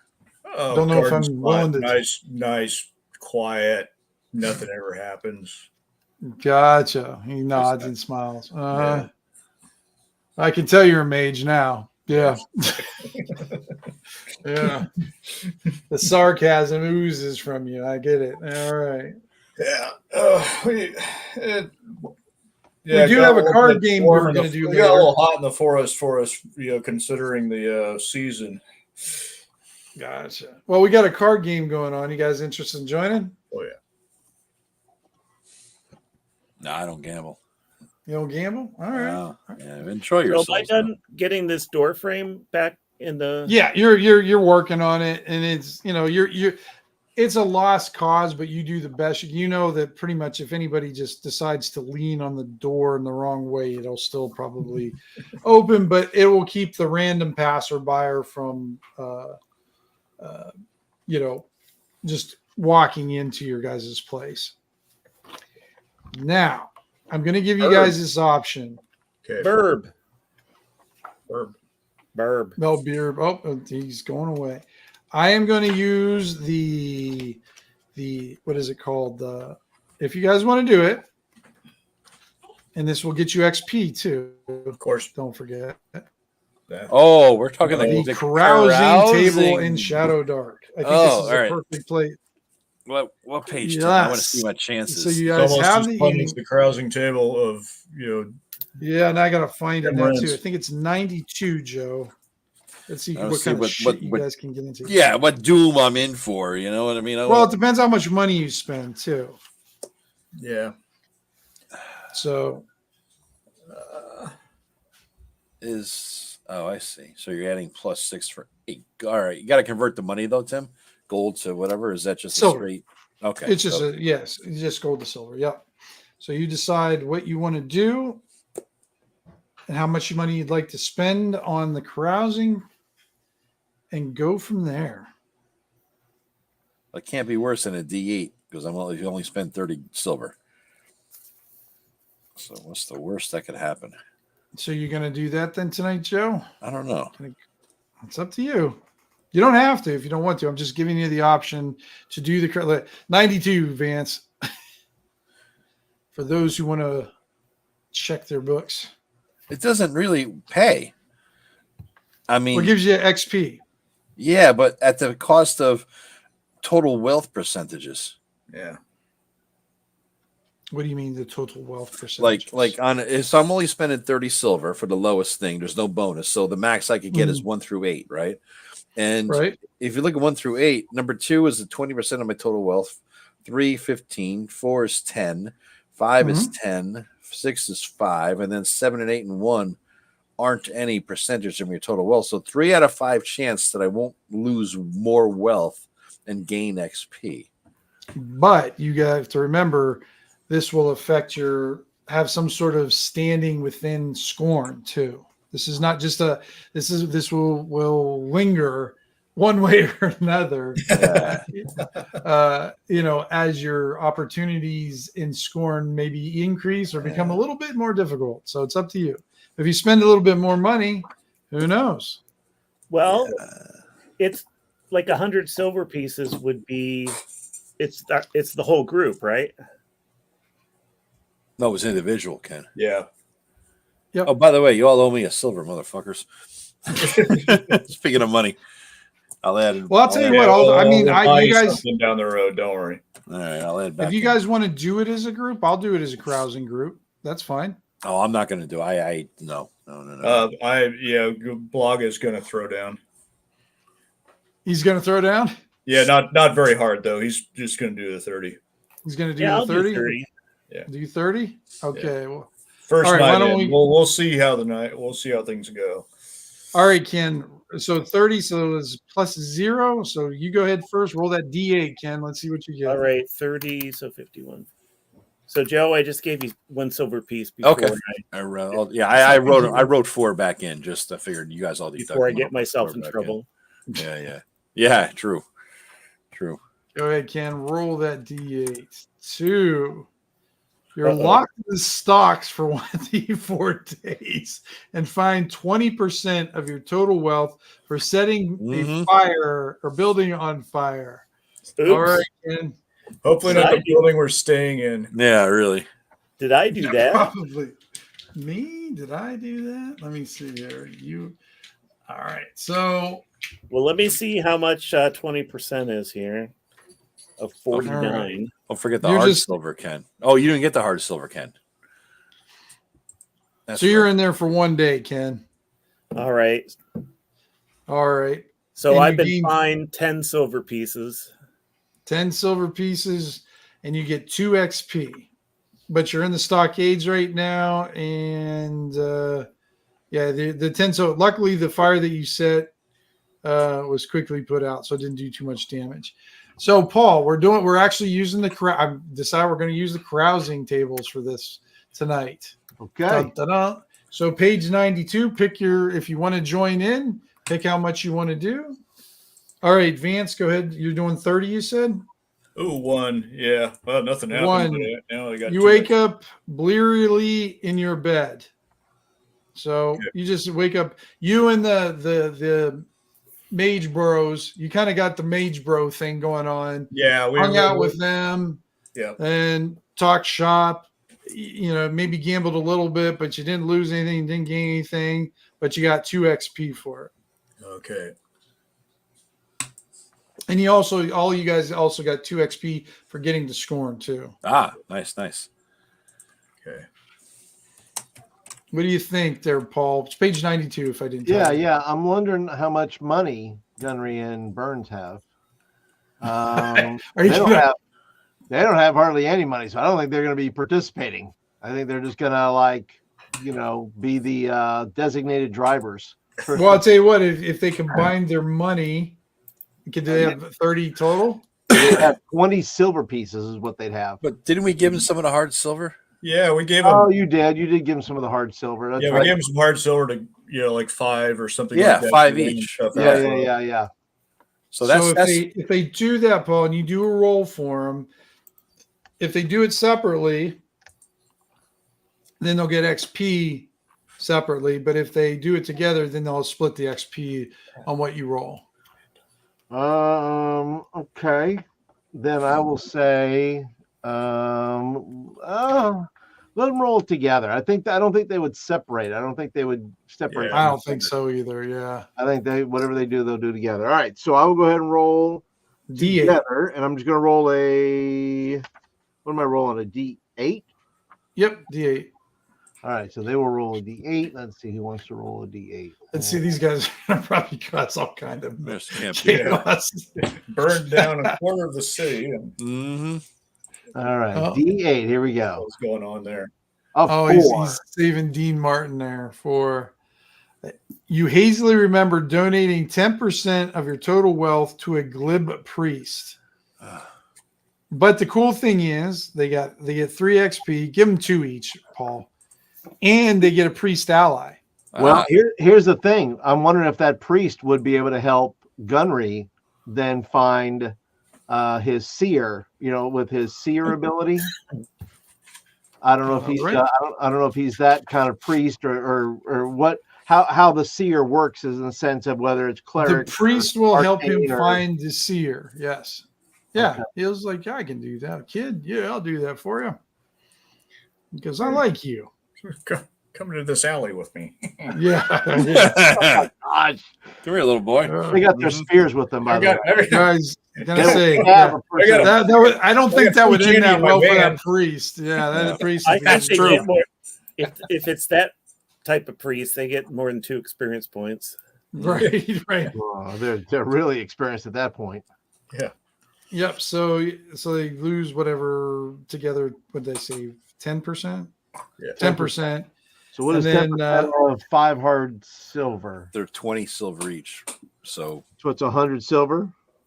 yeah. All right, so Wait, 20% would be 20. I'd have 80 silver left. Yep. Okay. All right. So yes, the kids have a priest ally anyways. I think that's appropriate for them. I think that Okay. that worked out well versus them burning half the city down. Right. No. All right. When you guys kind of come out of your. I think who was the only one who didn't partake? You, Joe? I did not. Yeah. I never Okay. trusted those things. Even I think Jeff Rentz invented them 1,000,000 years ago, and I'm like, no way. Yeah. Too much of a use control Jeff's in my freak. game. Yeah, they were pretty gonzo though, from what I remember from Jeff's. Yeah. So, yeah. but I mean, they've been in here, and it's a big part of ShadowDark. And I was thinking Yeah. about it earlier. I thought, let's give it a shot. It's perfect Let's have time. some I would have fun done the with same thing. Yeah. I don't mind as a DM using them. Let the players fuck themselves. But I don't like being fucked. If I'm gonna fuck Right. myself, I'm gonna fuck myself. You know what I mean? Like, not in a weird way. You know what I'm saying? Like, I don't want to. I don't- Oh, we see know how what you you're saying, roll here, Joe. you We know know what I what mean? you're saying. Yeah. Yes. When you guys wake up the next morning, Thanks for making it clear that it's not Yeah. in a weird way. Not in a Yeah, weird right. way. Yeah. That's Yeah. right. You know.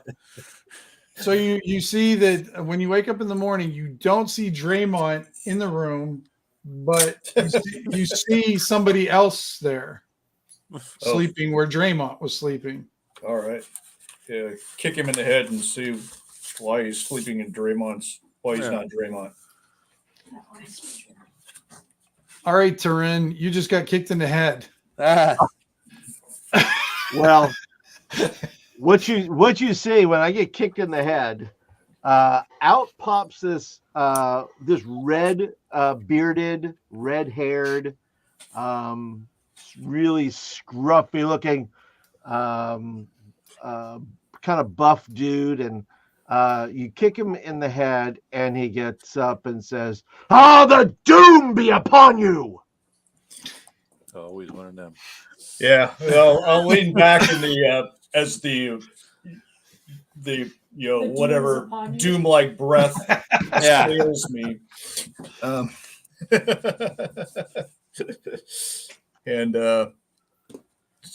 perhaps I wheeled my fork at him and said, "Not today."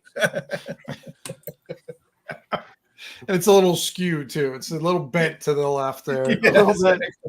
Yeah. Hey, genetics. You know they have Yeah. medicine for that now, right? They can fix that bend in your thing there, In your fork. in your fork, your carrot. Yeah. So he basically, So he is. So okay. So you got him like covered with, you're kind of guarding him, Blaga. Yeah. Like, With his bent fork. how'd you get in my room, and why aren't you Draymond? I don't know who this Draymond is. All I know is I needed to lay down and sleep, and this door was open. Open my ass. That's a good You lock. see the doors on the ground. But it's the still lock's locked. intact. It's Is still that locked. The lock is still intact. Yeah. Good. It's the lock is the door Yeah. jam. The whole Hey, section. Columbo, your lock's still working. That's good. Yeah. Mental note: So, upgrade hotel room. Where'd you? Who are you, and where'd you come from? Oh, my name is Taryn Doomsinger, and I come from, he starts to think a little bit. Around here, who are you to be asking me questions? Interrupting my sleep. We're the guy who paid for the room you slept in, motherfucker. That's who we Yeah. are. You owe us a silver for the night, then. Yeah. He says, oh, okay, sure, why not? Can I finish going back to sleep then if I'm paying for it? Oh, fine. We Well, shall you don't- discuss things in the morning. It is the Do morning. not wake me again, or the It is. doom shall be upon you. It is the doom. It is the morning, Mr. Singer. Oh. Well, So then, you light through yonder window. Yeah. he's like, "Ah." He gets up, he starts getting dressed, putting on his chainmail. Oh, he's naked. I don't need to see that. You didn't. Oh, you didn't yeah, have to he's- show us that. Oh, he sleeps Yeah. naked. Give Yeah. me- Oh yeah, great. He gets up. Bends over to Oh, yeah. You see Yeah, the yeah, moon yeah. rising All the again. things. Yeah. Yeah, Full yeah. bush or red. Oh, you're peas. getting Yeah, a full thank you. show now, ain't you? The full Monty. He's putting on his chainmail and all that, and he takes his helmet. He's got this helmet that he's got that has like these two kind of like spikes, but they're like wrapped around like horns. And so he puts on his, and he looks like the cover of a Molly Hatchet album. Yeah. All right. All right. You're What it from looks like. around. You're from around this city, you say? I am. Within the city or somewhere far outside the city? I don't believe I'll tell you all that I know because I don't know you very well. You tell me where you're from. Hounds Head, most recently. Hounds Head. Land of death and destruction, but much treasure might be found if you live. We're heading back there in the spring. Ah, so you're simply here for the winter. Wintering. We are wintering in lovely Scorn. Yes. We are snowbirds. So Tim, as far as am I from here? I mean, I don't know too many other places. So other than here, yeah. So your guy is a traveler. He's been to many different places, but Scorn is the one place he hasn't really been kicked out of yet. You don't seem to last too long in villages. that's true. Yeah, Because they usually get burned down. right. Yeah. So Scorn seems to be able to you're able to blend a little bit easier here than in smaller settings and stuff. Yeah. That blends. The red hair and the fucking horned helmet, that blends. Around here it does. Guess so. It's better than a 100 population village. Everybody else is dressed like poor Amish or something like that. So that's right. That's right. Well, Yeah, you take were it around. you're a warrior from your accoutrement. What's your skills there, big boy? Well, you see him he picks up his great axe. He says, I have many skills. And he holds his axe like that, like killing and murdering and slaying and doom singing. A true Renaissance man. What exactly is a doom singer? A doom singer, He begins to pontificate about Ramlot. And Ramlot is the god of the horde and the god of pillaging. And he just goes into this, long dissertation of all that Ramlot is. Okay. I can't wait to the apocalypse. Yeah, we got one of them. Ugh. Bring on the doom, I say. You've been in town for more than a day or so here, Taryn?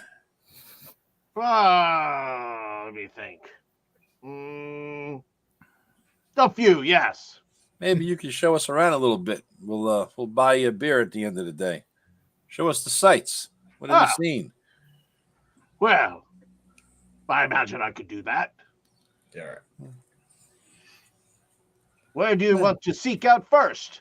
Somewhere with better accommodations than this. Ha! Well, you'll pay a pretty penny for it. Better than a pretty silver. Okay. So then I would know where would I mention to him, or what district might So I what we'll do with this, Paul, is what is you'll have kind of what we call an area of knowledge thing. What's your intelligence? That's not good. Yeah. Well, you'll not good. No, it's actually better. It's 13. Actually, I'm not bad. Shit, you're doing fine. Wow. Yeah. So when you were asked me, a lot of these guys, if they wanted to find a place, they've been in Scorn, but if they're trying to find a place, they're a specific place, it's going to be very hard for them. Or yours is going to be a little easier, so your target number will be easier to find, that kind of thing. Yeah. Now, what you guys notice is you hear people outside. They're not screaming in panic, but you hear kind of a generalized concern noise. A kerfuffle. Can you describe the ruckus, sir? Yeah, they seem to be frantically talking about something. All right. Can we hear it from the window? Yeah. Well, you hear it actually because since you guys have no door anywhere and there's no door downstairs or whatever, you're just hearing it coming from the outside. Yeah. Okay. Hey, we still haven't found Draymond, have we? Now that I was realizing this. Yeah. Where the hell is Draymond? Well, yeah. After all this, yeah. By the way, you find a thank you note from Gunnery and Burns, and it is a. They can write. They can, in very simple terms. This says, "Thank you all for helping us. We hope to repay you. We are off to find our Your destiny." special purpose. Okay. Yes. And so basically, it sums that up, and they just kind of write it out, and then kitty. they have taken off. Another kitty. We got kitties everywhere in this game. Yeah. Yeah. Kitties. Very cool. So what are you guys going to do then? Well, Stay off the keyboard. let's listen in on this heated conversation of kerfluffleness over going on. It's not a cute, like it's like a group of people kind of talking about stuff in there. And Okay. you just hear like kind of hear something about fog. You hear something about not again. It can't happen. It can't happen. You hear one lady saying, all right. I'm too interested now. I'll pop up. What happened? What can't happen? You like fog here in the city? so you go downstairs then? Oh yeah. I thought Okay. it was the same room. Is this fog a portent of doom, perhaps? Maybe the doom has sung. You guys go outside and you notice there's a thick fog in the air. It's as soon as you go outside, I mean, it kind of hits you. It's like you can only see a few feet in front of you, Okay. and it's a lot colder than it was yesterday. And you hear some of the people in the fog. You can't even see the folks in the fog right now, but you hear them talking all around you. Okay. Hello, we hear talk of cursed fogs. What is this? What we're walking through up? Hello, women. And you hear one of them go, "Hello, hello, Marco. somebody out there? Yes. Where are you? Is that Columbo? It is. Columbo, I need your help. Who are you? So please help me."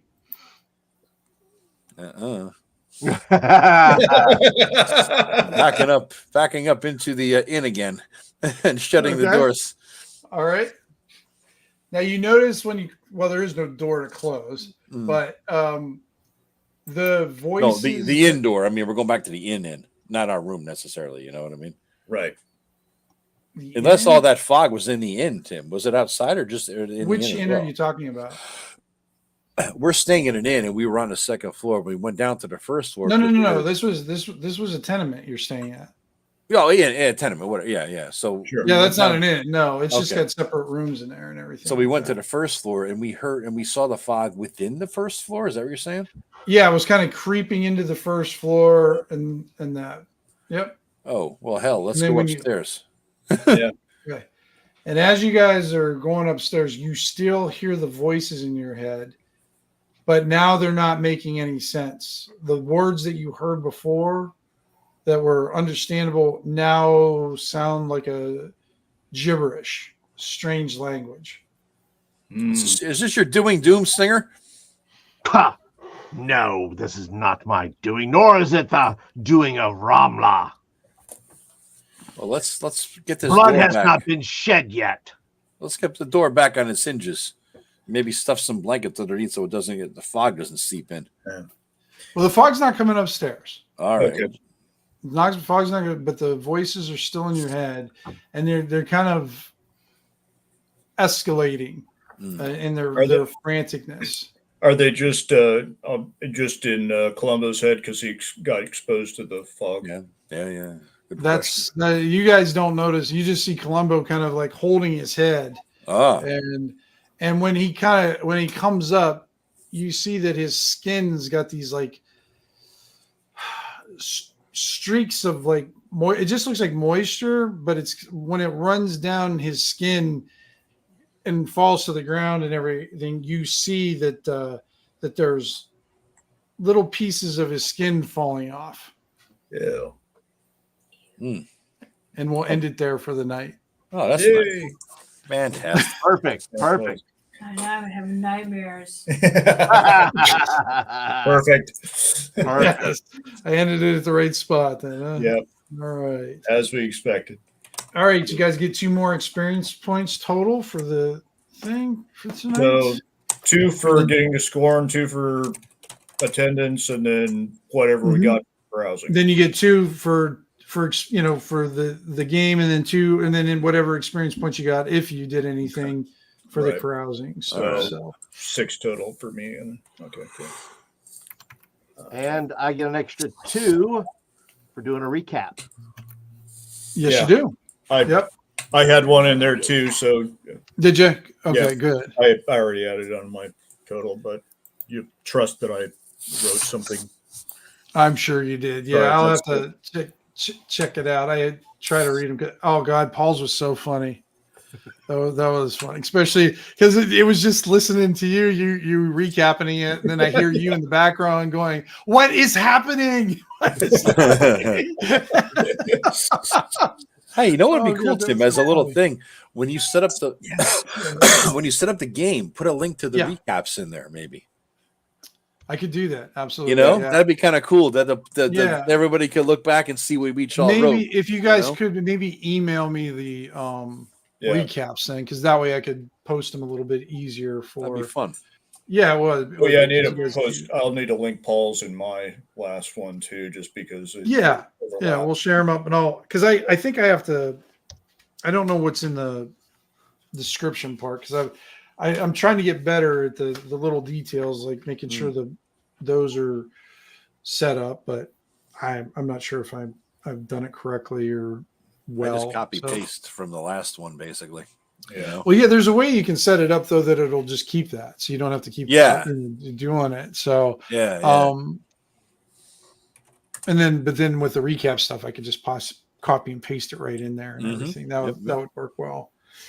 But all right, you guys are getting, I guess. Well, Vance, you've adventured in Scorn before a long time ago, didn't you? Yeah, you did a one shot with Shane and I, and I think we ended up fighting a demon in a warehouse somewhere. Yeah, you did. Yes, yeah. You guys were fighting those wind wolves. Yeah, remember those? Yeah. Yep. I do. Yep. You guys were fighting the demon in a warehouse. I like that name. That should be like a bad B movie or a bad adventure. Right. I like that. So, all right. Yeah, it was fun using the carousing table, because I just don't like using it, kind of like after event, because it's just, I don't know, they can just cause so many sidetracks and splitting of the party. Have context, I think. I think so too. Because they can be kind of variable on what their results and stuff are, and I've used Tim Rentz's or Jim Rentz's. Jeff Rentz. Excuse me. Yeah, I have that one, and I have somebody. And I have one other one that I use too. But Oh, okay. Does it? If you don't mind, if you have those, Vance, send them to me. I'd be kind of interested to look at them. Yeah. I know I had them. I had the Jeff Rentz one probably 15 years ago when he put it out or whatever. I've got it in the thing. It's still on his blog, so it's the classic party when you're like, it's $9.99, I think is what it's called. Oh, is that what it is? Okay, that should be easy. And then I have another one. I think I may have swiped it from Astonishing Swords and Swordsman and Hyperborea. And it's also similar, where it's you're getting you're losing percentages of money and getting experience and waking up with dead snake men in your bed. Sounds good to me. There's better snake men in your bed that stinks up your ass at bed. Yeah, well, it's better to be. That's my grandpappy always said. Yeah, right. Let's see. I'm gonna share something with you guys. Oh, that reminds me of Oh no. the Judges Guild, the Ready Ref Yeah. purple Yeah. book. I got that somewhere. So here That was is for a while after the player handbook came out. That was our Dungeon Master's guide because the Dungeon Master guide wasn't out Oh, yet. really? Really? It's funny. And we had the Holmes version of D&D. The blue book, which right. only went up to 3rd level. So for a while, we just had all these characters sitting in a tavern at 3rd level because we didn't know what to do with them. Right. No, you wouldn't. Yeah. You just keep getting more and more characters at 3rd level sitting in the tavern. That's what happened. Small army. And then we got the original supplements like Greyhawk and all those Eldritch Wizardry and we got the Ready Ref sheets. And between all those different books, we sort of cobbled together our version of the Dungeon Master's Guide, and we were actually pretty close. You're probably in some ways better. But it created a crazy game. Yeah. I bet. Mac, you just bought it. What do you think of it? Type it in there, you know. Well, you just bought it off of eBay. Yeah, so you just have it yet. Yeah. Yeah. Oh, hasn't Not arrived instant. yet? Yeah. Okay, yeah. I'm gonna show you guys. Holy shit, Pete Rose died. Oh, did he? Fuck, I started to interrupt, but shit, man. Yeah, I just saw a headline pop up. I saw Chris Christopherson passed away. Yeah, him Right. too. Him too. All the old Damn, man. So that's what the city looks like in the sections. Mm-hmm. Oh, that's cool. All right, well, and then I'll show you what each section is too. So I'm into torturing myself. Apparently. so you saw each one of those blocks, right? Yeah. So this is what one block looks like. So one of those black blocks looks like that. So that's how many buildings are within one of those black blocks. So did you do this for every block, Tim, already? Or are you just gonna do it as you go kind of thing, or do you have a bunch of you just gonna? No, I haven't done. But if you go back to the other ones, the ones that I've done already, they're highlighted in red. I've done All right. so. Okay. Well, so it's going to take. I'm not going to do them. It'll be a slow process, but I kind of like doing it. It's weird, but I kind of like messing with it. And as you guys play, it'll help me flesh out all the different sections. Yeah. And the nice thing is I'll have a context to each sections too, and not just making up stuff. Yeah. Cool. Just here's a locksmith. Well, now I got a locksmith with a wife who makes really good fruit pies, and Yep. and he seems to know what he's doing, and so those little doing this kind of stuff. I like kind of developing stuff beforehand. I think I get my best stuff when I just do it with you guys, it live and everything. Yeah. So it brings, like I said, brings a depth to it that me just sitting here by myself going, I'll make a locksmith up, and then have a list of prices or whatever. So I'll be doing that. But who will be the third? Yeah, because celebrities die in threes. Oh, yeah, that's true. Well, Dave Smith died a couple of days ago, but Right. Yep. So maybe that already is the third. I guess it depends who you consider a celebrity. Yeah. Who's Dave Smith? I don't know who Dave Smith is. Oh, Dame Maggie Dame. Smith from. Her. Yeah. You're right. That is the third then. Yeah, she was pretty big, man. She's really pretty big. Maggie Smith. Yeah. She did that. She was the cool one in Harry Potter. The Yeah, fun. she was the dean. She was the cool one, and no matter what she was in, Yeah. she was just, oh god, she was so freaking funny. Yes, I liked her a lot, and pretty much in every, because she's been in some older movies that I really liked, and she was freaking hilarious in those ones also. So yeah, she's always been amazing in whatever she's done. All right, and then we got your game tomorrow, Joe. Yes, we do. All right. Should make it. Yep. All right. Cool. That'd be a good time. We'll see who we can kill off. You guys are traveling from Parnas up to the High Forest, so it's a road trip. So Yeah. basically, we'll see what It's a happens. buddy movie. Yay. Yeah. Fandango action. Yeah. Yeah. What game system are you like? What rules? Second edition. Oh, okay. Yeah. Horrible. You want in? You want in, Ken? Um, It's every other Tuesday, man. So it's not a big, not as big a commitment as every week. Well, I'll tell you what. Show him the character sheet before he commits. Good point. The character sheet requires you have to have a PhD in stupid along with having an acid trip going on to understand it. So yeah, I can make that happen. Yeah, Yeah, and it's- 150 pages of house rules. it's only 19. I've never broached 19 yet. No, you didn't. Let me. Yeah, I present don't those. have the second edition rules. Yeah, but you keep making the. Oh, don't font worry. small. Yeah, I will No, arrange to have a copy for you. There's second somewhere. edition Joe rules, so it doesn't matter. Yeah. Oh, Okay, he makes so- all up. So here is the let's see. we What got the time? region. We do 7:00 to 10. About the same time as now, man. Yeah, pretty much the Okay. same thing. Yeah. So here's the region map. Yeah. So basically, they're all about 6th level, dude. So, if you want to do it, you and I can log in ahead of time, and you can roll up a character or something like that. Yeah. Yeah, that It's sounds fine. good. All right. We got. Well, you have to play with Rob, so be warned of that. That'll be one of That's those. all right. What are those Yeah. games? Get ready. He said that's all right, and he smiles. Yeah. I Yeah, haven't we killed got- anybody's character in a while. Yeah. That's true. Yeah. That's what ends up see. happening when Rob and I play together. I kill his character. Yes. Kill his character. That's funny. Yeah, they get in fights. Yeah. Yeah. Well, that's fun. Remember how I told you for the longest time I'd run campaigns and they would always end quick because the characters would get in a fight. Yeah, here is this the is the oh god, here's evil the character sheet. sheet. This character Oh. sheet's hideous. It's Horrible. ugly and it's stupid. Well, I mean it's got to be what it's got to be. That's second edition. That's It is. terrible. It is. Oops. Sorry. And then there's Hold on. tabs within each tab. Yeah. And, Yeah. and- It's and really- then just finding the simple. If you want something to be where you think it should be, it's not not. going to be there. Yeah. It's not. No. Yeah. No, it's What not. time?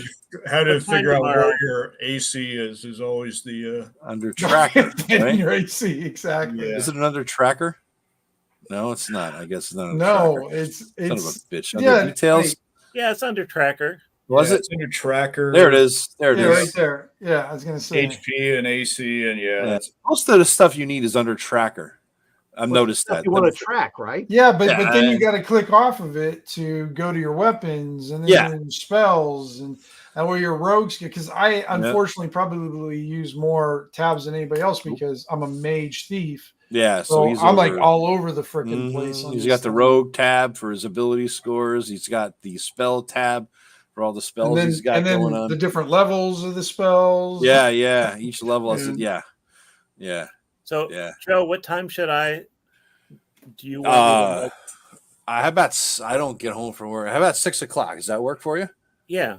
All right, that's cool, man. Yeah, so 6 That'd be o'clock cool, we'll, Ken. we'll log in. Yeah, I'll send you an invite tonight, and I'll send you the house rules, and there might be a link to a PDF somewhere in your future. Just saying, for second edition, and yeah, we'll get going. That'll be good, man.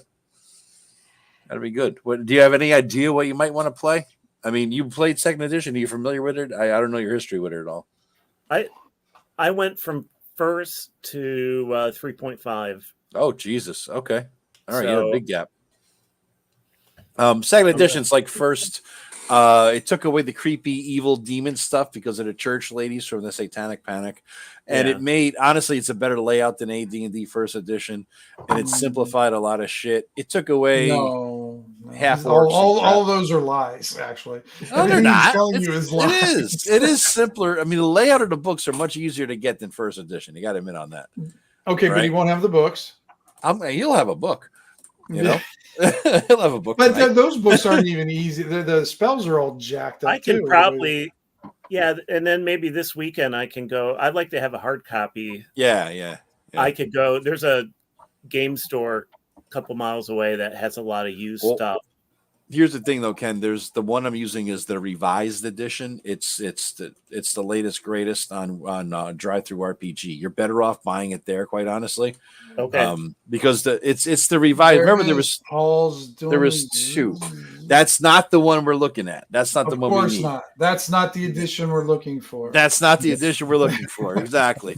You're looking for. Here, I'll put the camera thingy. on Joe's it. got his own down special and- edition. Yeah. So you want You want this the one? green, Ah, fuck here. Let me make myself big black- here. black binding. You want this one? All Okay. right. But if you go, this is the used, and you're going to pay $50. Go to drive-through. You get a print on demand. It's your green cover, but it's the same freaking book. And print on demand for probably like 15 or 20. I don't even know, but it's not that much money. But this is the one you're looking for. All right. That's cool. Yeah. For some reason, I thought I Oh, had a this thing will special- get you started, though. You know. Yeah, get you going. Yeah, get you going. But we'll figure it out. It's a bit of. You want to roll up your scores now, dude? Just because you could get that rolling, you can start, and I'll throw the invite, figure out what you might want to do with it. Was it 46? Oh, I'm more generous than Tim is. Oh yeah, he's pretty generous with the rolls. Yeah. So if you want to roll up, it's you get 3 at 4d6 and drop the lowest. So 3 of those, right? Then you get 2 at 5d6, drop the lowest, and you get 1 at 6d6, drop the lowest. And then do I range them how I want? Yeah, put them wherever you want. Yep. No, Yep. Yeah. You can roll. No, you can roll right here, man, live on Tim's screen. look at he wants to I'm not roll real in- nice. Okay. Okay. Yeah. All right. Roll the dice, dude. Roll old school. Aim your Real countdown dice. so we can mock you, man. Wow. Well, guys, I got to get going. But All thanks for everybody. We're good. Everybody good for next week, you think? Yeah. Yeah. Should be I'm fine. good. You don't want to Perfect. stay around and mock his shitty rolls, Tim? What is Nah, this? I'm hungry and cranky. All No, right. well, no, All right. because it's second edition. I mean, I'm going to mock him when he's trying to navigate the Yeah. character sheet. Character That's sheet. where my fun will come in. Yeah, I'll just like, oh yeah, this is Joe's edition. Yeah, this is, Mhm. the Joe. So Yeah, how- How many 4d6s do I roll? 3 4d6s, 2 5d6s, and 1 6d6. All right. night, Good everybody. night. Have fun. Later, guys. If we're gonna hang around and watch and mock Ken for a bit, and then I'll drop as well. All right. Be Oh, well. man. Well, this would be great if I was playing Yahtzee, but Yeah. what What do you get? Announce the miserable rolls. All right, I have a 12, a 16, a 15, a 14. Oh, that's a 14. Then you got the one big 66. Drop the lowest 3.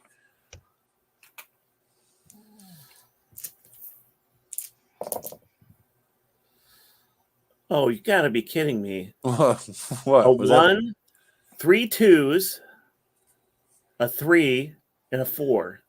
Well, that's a 5d6 though. A 1, 3 2s, 3, and a 4. Oh, a 1. Yeah, that's all 6. Geez, that sucked, dude. That's on your 66. That's supposed to be the one that gets you the 18. 9. maybe, I you got know? 9. Oh my god, on the 66. I hate when that shit happens. All right, so what are your scores again? 12, 16, Yeah. 15, 14, 14, and 9. All right. It's not bad, dude. All things terrible. considered. You know? Not bad, all things considered. All right, cool.